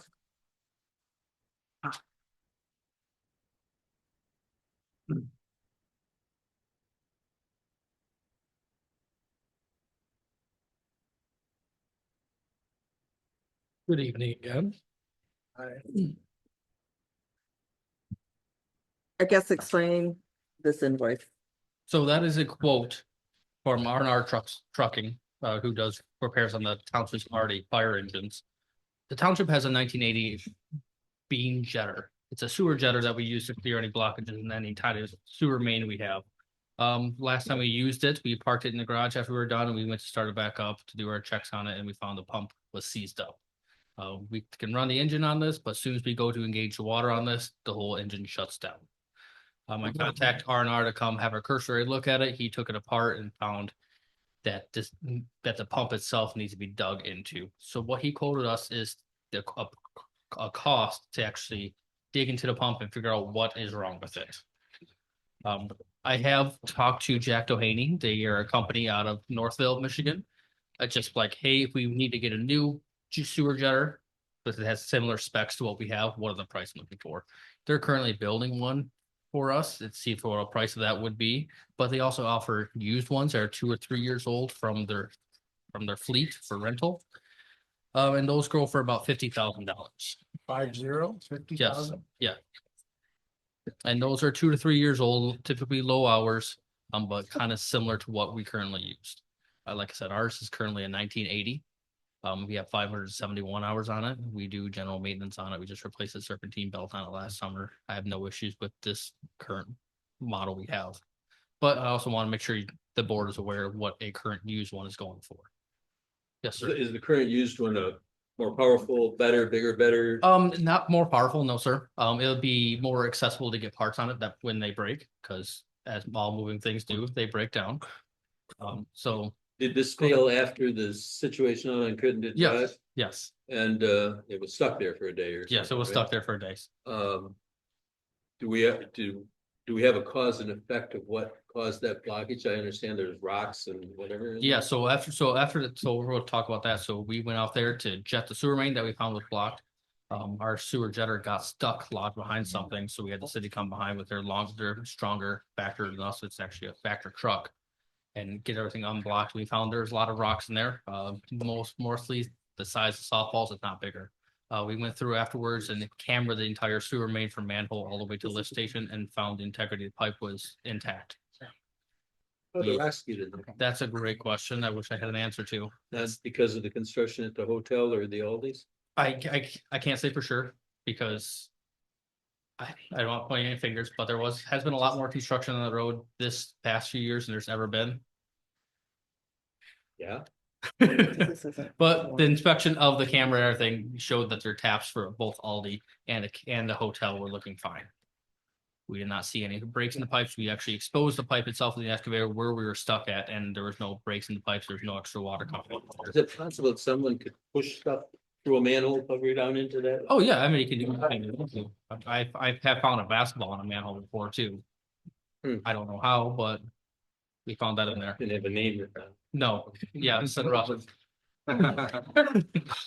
Can you just clarify too, in the event that we aren't able to get this repaired in a timely fashion, what the process would be? Certainly. So if we're not able to get this repaired in timely fashion, we're not stuck in the water if someone has a sewer backup. The city of Alpena, we can contract with Veolia to use their city vector.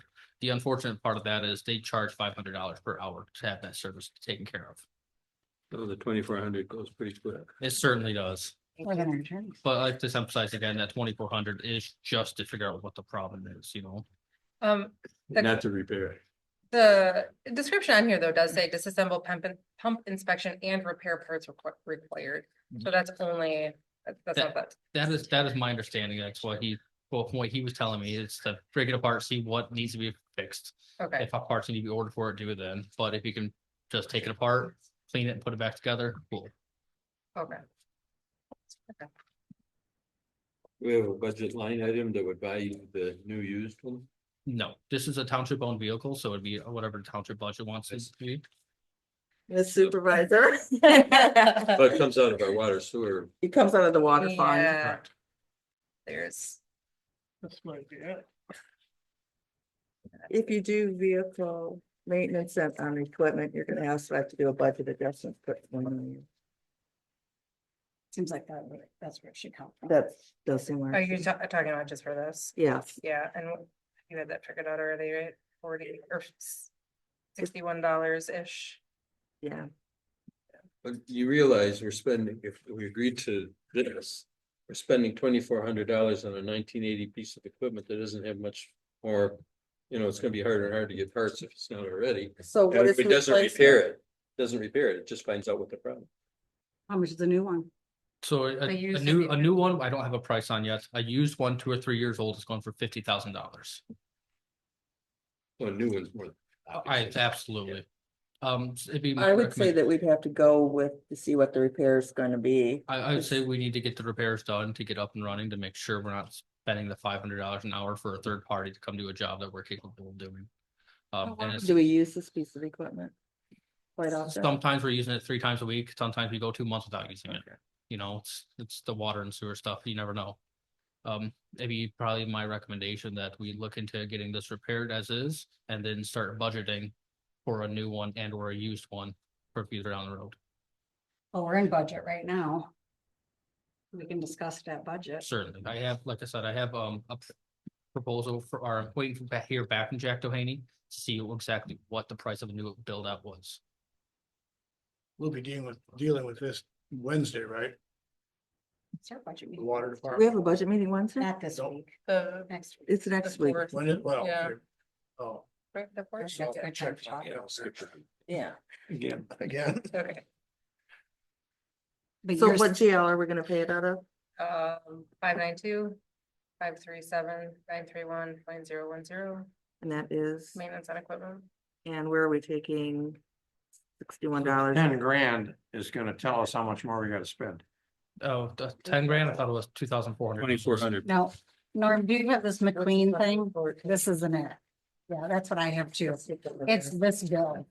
Yeah, I don't. None of them have seen this. Can you pass that down so they can? Oh, I got this too. Oh, I don't have I didn't know what the that. hell difference did. Okay.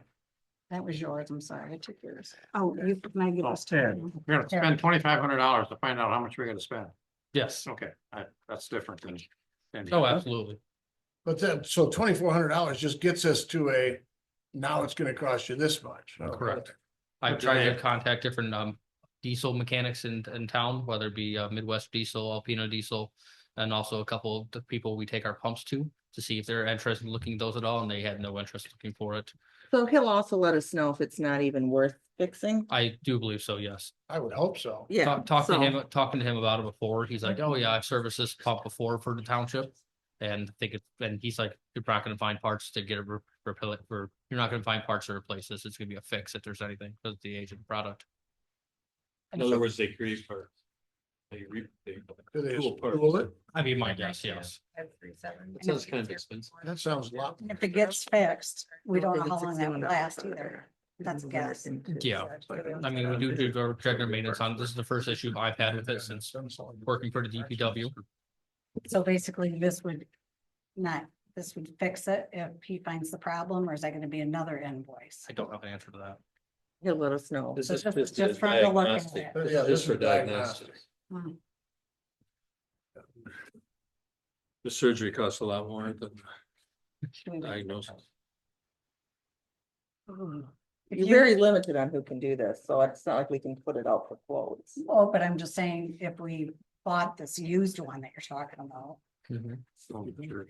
it's 50,000. But if it's $10,000 cost to repair it, plus the 2,400.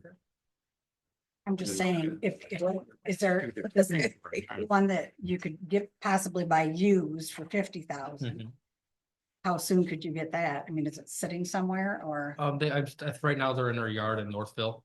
oh, okay, I know. Like I said, if the board would like me to look more into that, I can get more specifics on what their used models are and prices of them and how to get them up here.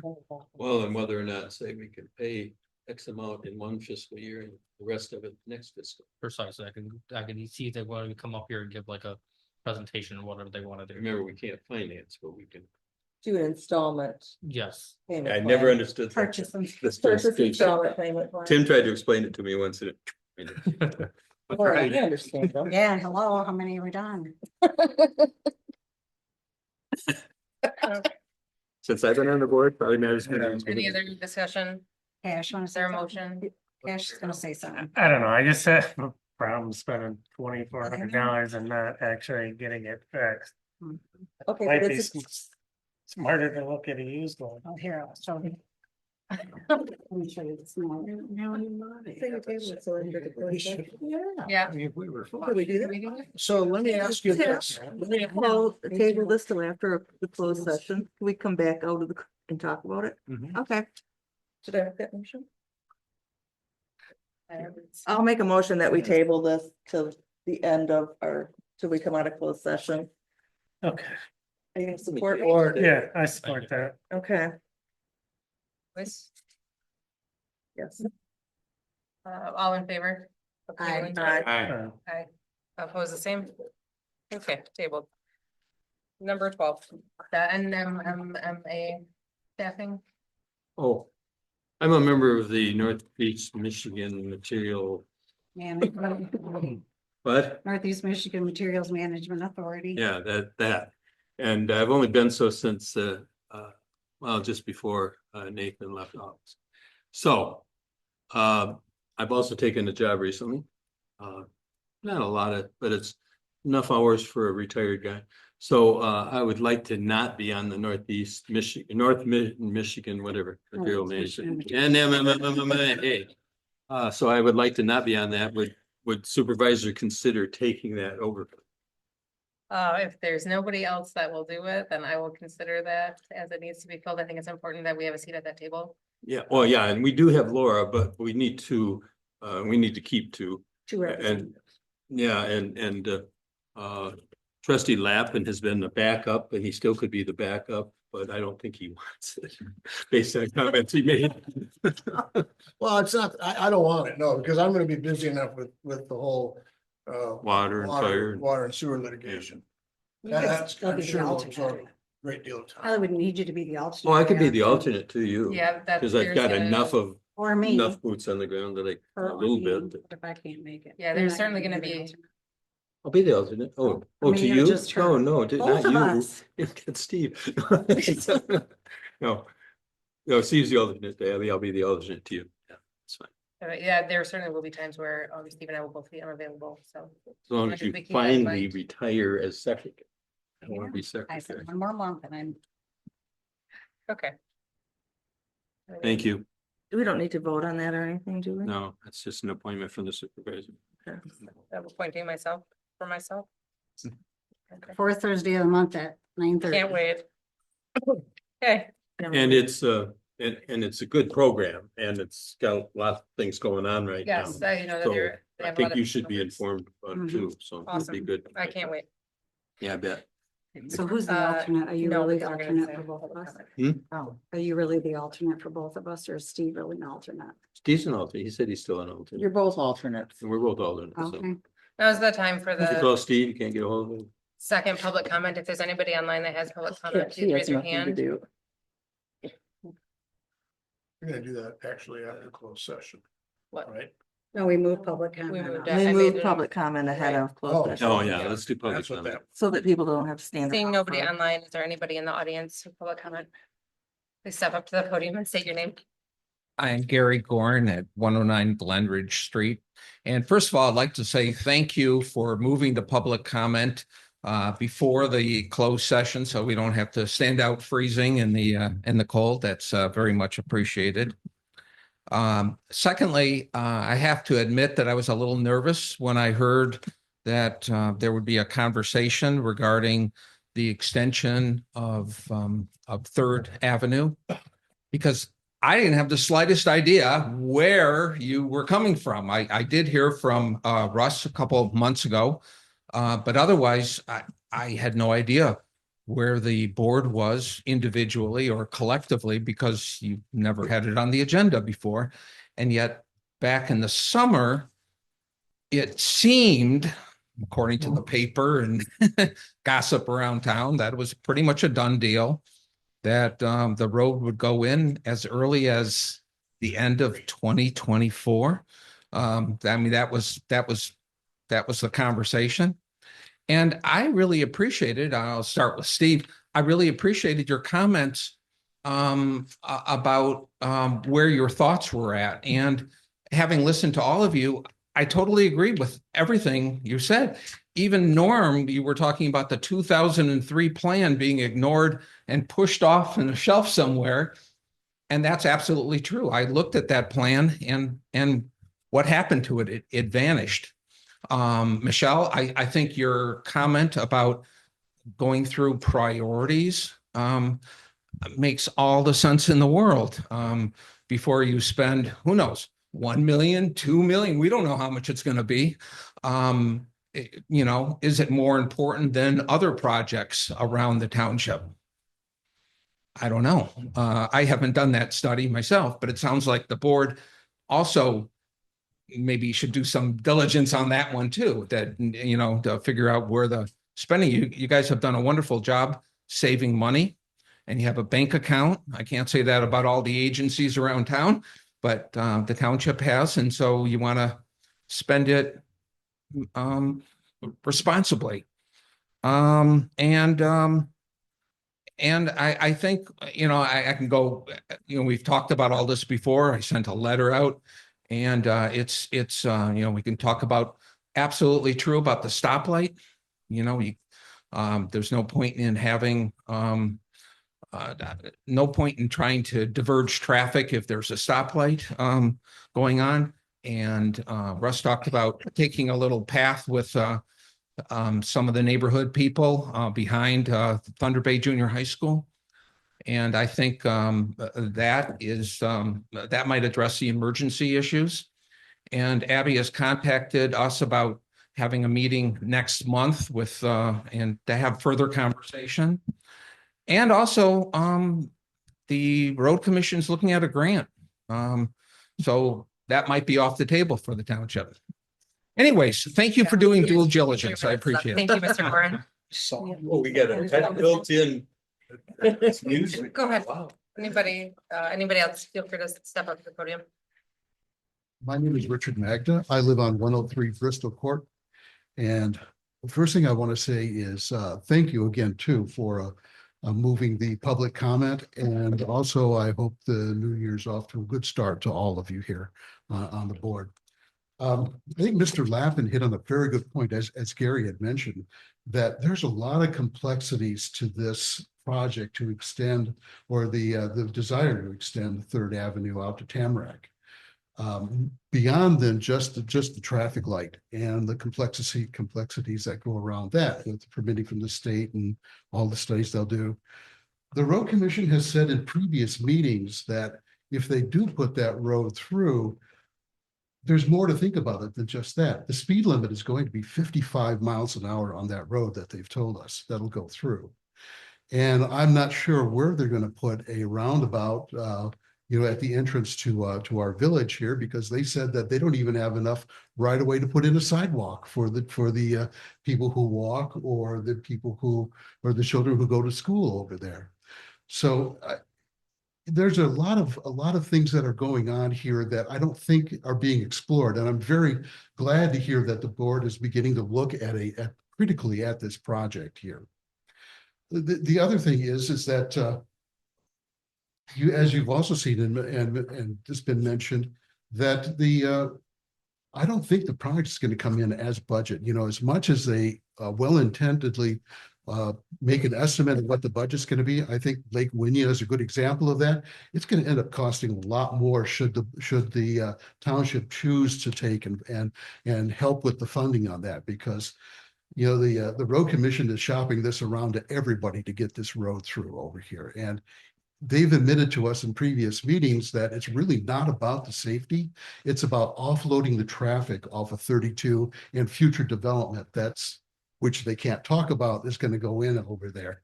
And, you know, what you're doing is by making that alternative, you're creating access for more people to avoid all the traffic lights on 32. I mean, right now, roughly in front of where Culver's is, the MDOT has a traffic counter and part of their traffic counting system there.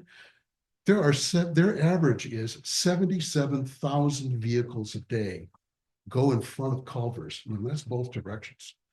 Of that traffic, almost 12,000 vehicles head south on Hobbs on Bagley down to Hobbs over there. So even if just half of that traffic was peeled off because people wanted to avoid the lights to make it easier out to the intersection of 3rd and Hobbs, you've got a lot of traffic. 6,000 cars, you know, 7, maybe even 8,000 cars a day to go through there, and that's going to put a big risk on. And lastly, I know the comment was made that if they find money elsewhere to build this road, the township doesn't have any more to say. I disagree. I think you do have something to say because it's happening in the township, and we need someone to advocate for us, the residents there that are affected by that road. I mean, the road commission has already told us in the November meeting, doesn't matter what the residents say, we can put the road in, we don't care who says what. That's more important for us to have somebody advocating for us if they can't show, you know, beyond a reasonable doubt reason that road has to go through and that it has a great benefit and it'll improve safety, but they haven't proved that, again, because as Mr. Poley has said, there's that report that's been stuffed on the shelf for all these years, for over 20 years. And the road commission has no intention of doing any kind of studies to update that to see if there really is, you know, a need for extending that road. So Thank you, sir. thank you very much. I appreciate that. Is there any other comment?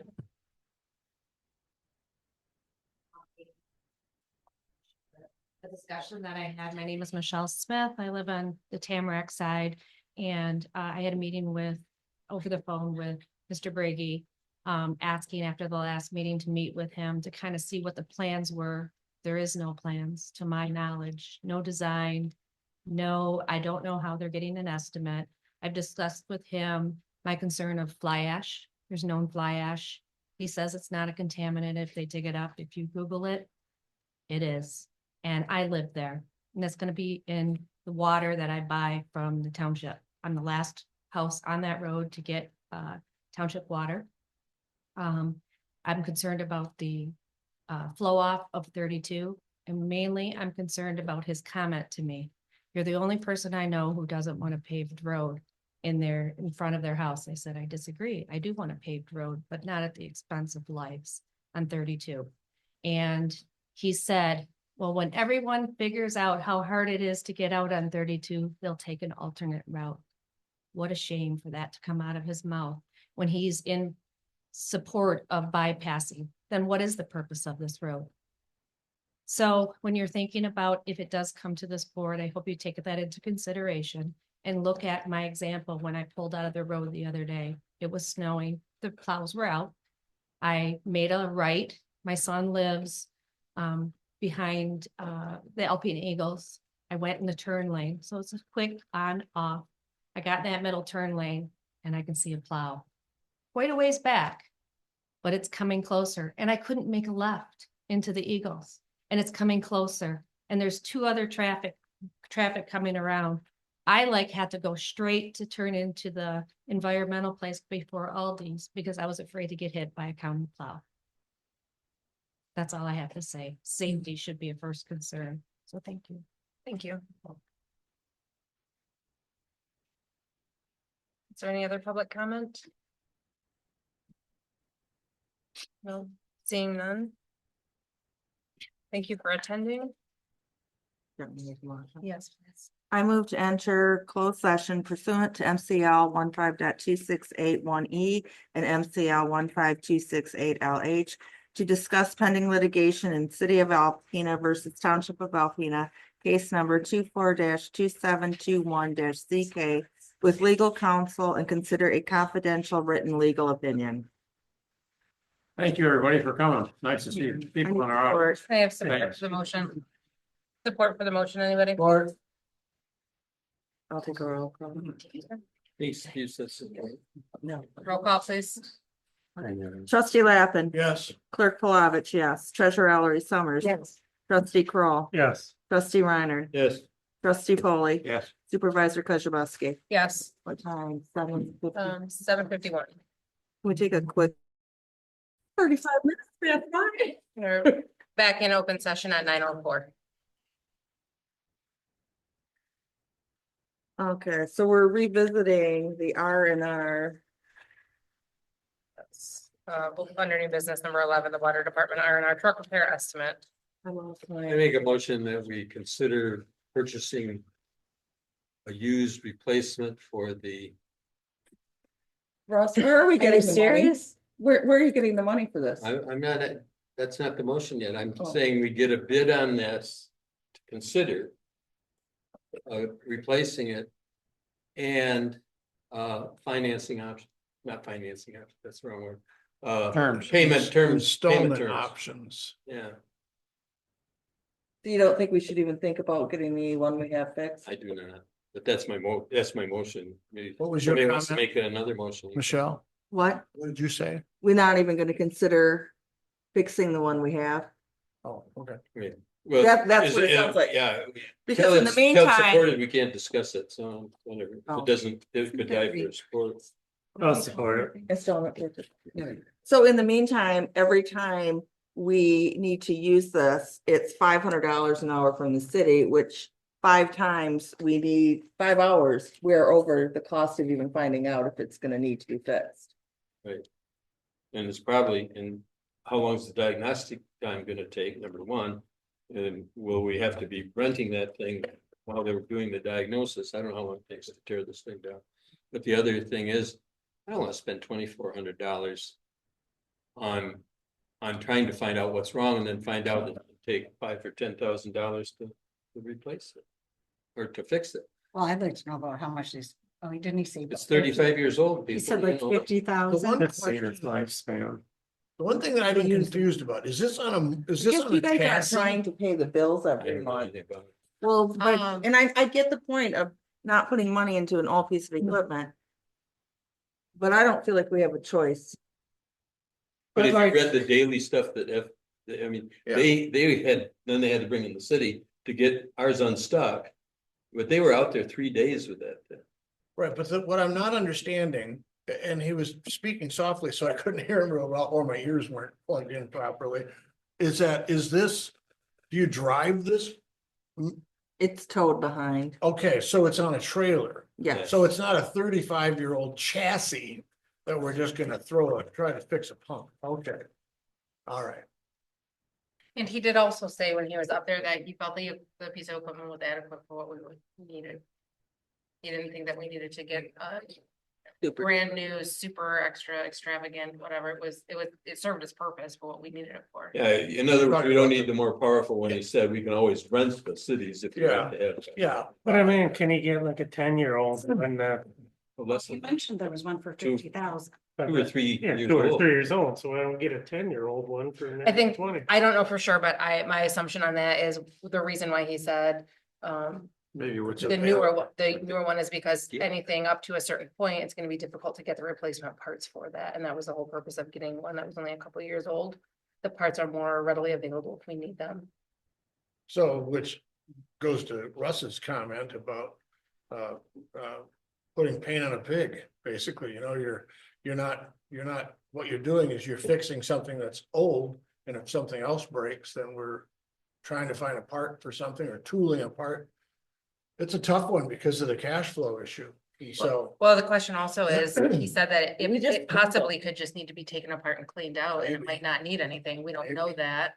Yeah, You know, or do we take it apart, clean it, if that's the case, fix whatever needs to be fixed, and then plan to purchase a newer one or a new used one yeah. next year, or. I in the wonder how future. far they would have to take it apart to determine whether or not it was junk. And are we paying, $2,400 worth. but I mean, are we are we paying $2,400 a flat rate? Or is that Well, that's a divided by question. whatever many hours? I wasn't quite sure that. Well, the other thing is They got in. what if, I mean, I know it's $500 to use the cities, is that per hour? Yeah, $500 So per let's hour. just say, for example, we need to use one of those jetter things and we don't have one, we have to run it from the city for $500 an hour. I mean, is it something that maybe could be fixed in an hour or two, or does it take days to, you know, I mean, how many? I think I think just depends. And what this. Right. Yeah. I mean, if we could get it done in an hour for $500. Right, but as But what Russ if it was saying takes that, 3 days? Right, exactly. Because they were using it for 3 days. Yes. First. Yes. So what would that have cost us to the city, more than the diagnostic? We could have had that new jetter paid for it. He said they don't get parts for it. I mean, no, but he's got something under his shirt. Joe? So we have a motion on the floor, don't we? Do we have a second on the mo? Yeah. we had a Yeah, motion in a second. so repeat the motion, please. He wanted to get a Did bid. you write it What I down? wrote down was that he wanted to get it. I thought we had a recording or clerk. that We do. knows it. This is what I have. She didn't agree with you. So I don't write them down and I don't agree with them. I make a motion, I made the motion to look into cost and payment terms for purchasing a new, Not a new, you said. well, Replacing. yeah, Newer used a one. a used one. I wrote used, Yeah, jetter. jetter, yeah, sprays water on a tube that smells bad. So we're gonna need more than one bid. Is that something that we need an RFP If it's for? over 25,000. No, No, So who's right. gonna write the RFP? Not. Are you looking at me? Cause I don't have to write Well, the RFP for that. Nathan will, Maybe would. That's probably out of scope. Oh, So there's another We didn't know $500 an hour. really, No, it's not $500 an hour. I thought $200 something an hour. Still a lot of money. Yeah. It's more than we pay Tim. Yeah. I'm ready to vote. okay. So do we want to do a roll? Something that's So- kind of urgent that we have to do, or we don't want to postpone. Sorry. The issue with it is we don't know when we can need it. They could need it tonight and then that happens. You know what I mean? Now we're renting from the city. What are your other At option is to $500. vote this motion down and make the motion to pay the 2,400 to have it opened up. So do we want to do a roll call? Yeah. Roll call. Clerk Flavich, no. Treasurer Ellery Summers. Please say the motion. Well, I'll say it again. Well, I want To look into the cost of purchase and the payment terms that might be available to us to purchase a used sprayer. There it's called. Oh, I thought you said new or used. No, I didn't. I took that back. You just want used. Newer. Wait, hold on. New Can is I way answer too this? big. Can we make the motion to accept this, but still make another motion to do the repair while we're looking to see the cost of it? The only thing is, we're gonna write an RFP if it's over 20,000. 20, yeah. So we gotta shoot this one down and then make a new one. You want me to just withdraw? I like it. No, we gotta vote. Treasurer Ellery Summers. No, Trustee Kroll. No. Trustee Reiner. Yes. Trustee Foley. No. Sorry. about that. Trustee Lappin. No, thank you. Supervisor Kujabaski. Also, no. I just wanted to get it up so we can get home.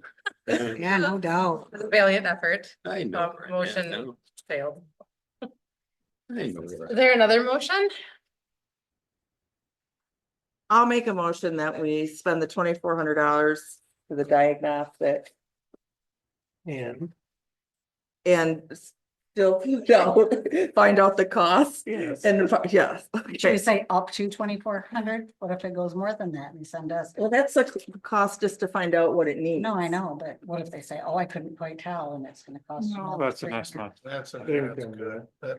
They're not gonna exceed. Okay, my motion is we approve the 2,400 with R&R fire truck repair for the diagnostic on the jetter. And we also explore the cost and finance an installment payment plan, Installment purchase. I think We payment can't, terms we is can't what- do it Okay. still. payment terms. I'll support that. Norm already did. Why wouldn't Norm you? supported it. Yeah, support that So I discussion. made the motion. Is there any- What? We did that, here. Oh, did this table. yeah. And yes, thank you, Haley. And we need to do a budget adjustment for $61 to take it out of professional and contractual services and put it into repairs. That's all part of this motion. This is all part of my motion. It's a three-parter. So are you? You will add the line numbers, the. Yes, I will put Yeah. the correct GL numbers. So you want to approve the 2,400, you want to explore financing options, and you want to, Do a budget adjustment for $61 from professional and contractual services over to the repair. and we're not doing an RFP then, Well, we will have to do an RFP if it's over. but that's not included in this motion, right? That can't be good. Well, I'm just asking. With an RFP if needed. I mean, if it doesn't come up. So everybody gets what they want, right? Okay, Right? so I made the motion. Norm, you supported it? Yes. Are we ready for I the got to change my mind. I think we're all getting a little Any giddy. discussion, roll call, please. Treasurer Ellery Summers, Yes. trustee Kroll. Yes. Trustee Reiner, No, trustee Foley, Yes. trustee Lappin, Yeah. clerk Palovich, yes, supervisor Kujabaski. Yes. I think we're wasting Motion carries. $2,400. Okay, ready discussion now? Is there any? I don't even know where my paper is. Right at the end. Public comment, Is there discussion. any, and yeah, adjourn. yeah, we moved the public comment up. Is there any discussion? I've got some discussion, but let's see for public comment. We don't have. a- Yeah. We already did the comment public up to comment. Before the, There's one at the end. No, we I moved it up. Oh, okay. I don't know if anybody has looked at this. When memo was passed out to us about the Thunder Bay Island. No. Has anybody gone and saw that video? I watched the first minute 45 seconds and then my day started. It's worth the look. I think it's something that we need to pay more attention to. And also, we no longer belong to MTA. But today I had a phone call. Are you coming to the next MTA meeting? I says, I don't see any reason why I wouldn't come, but we're not a part of the organization. As well, we've invited the township. You're So- talking about the local MTA, right? Yes. Yes, Yeah, yeah, not, well, and that it's a separate, well, but they did say the local chapter, we're always welcome to come, and I've said that in the meetings before. but is it okay for since we don't belong to Yeah, that, or yes. is it okay for us to go there? Yes. They would encourage it. They just don't want us to eat any of the snacks. Yeah, that's Yeah. right. You want to what? You can, no, you can't have any coffee the or snacks. snacks. They were pretty good last time. They You never Gotta called me. gotta bring your own. Any other discussion? No. Okay. Make a motion, adjourn. Hold on. I'll support it. You would, Was it okay? fine by me. I don't like going to these late meetings. It's voice Well, vote. yeah, all in favor of adjournment? Aye. Opposed, Out of here, man. meeting adjourned at 9:18 PM.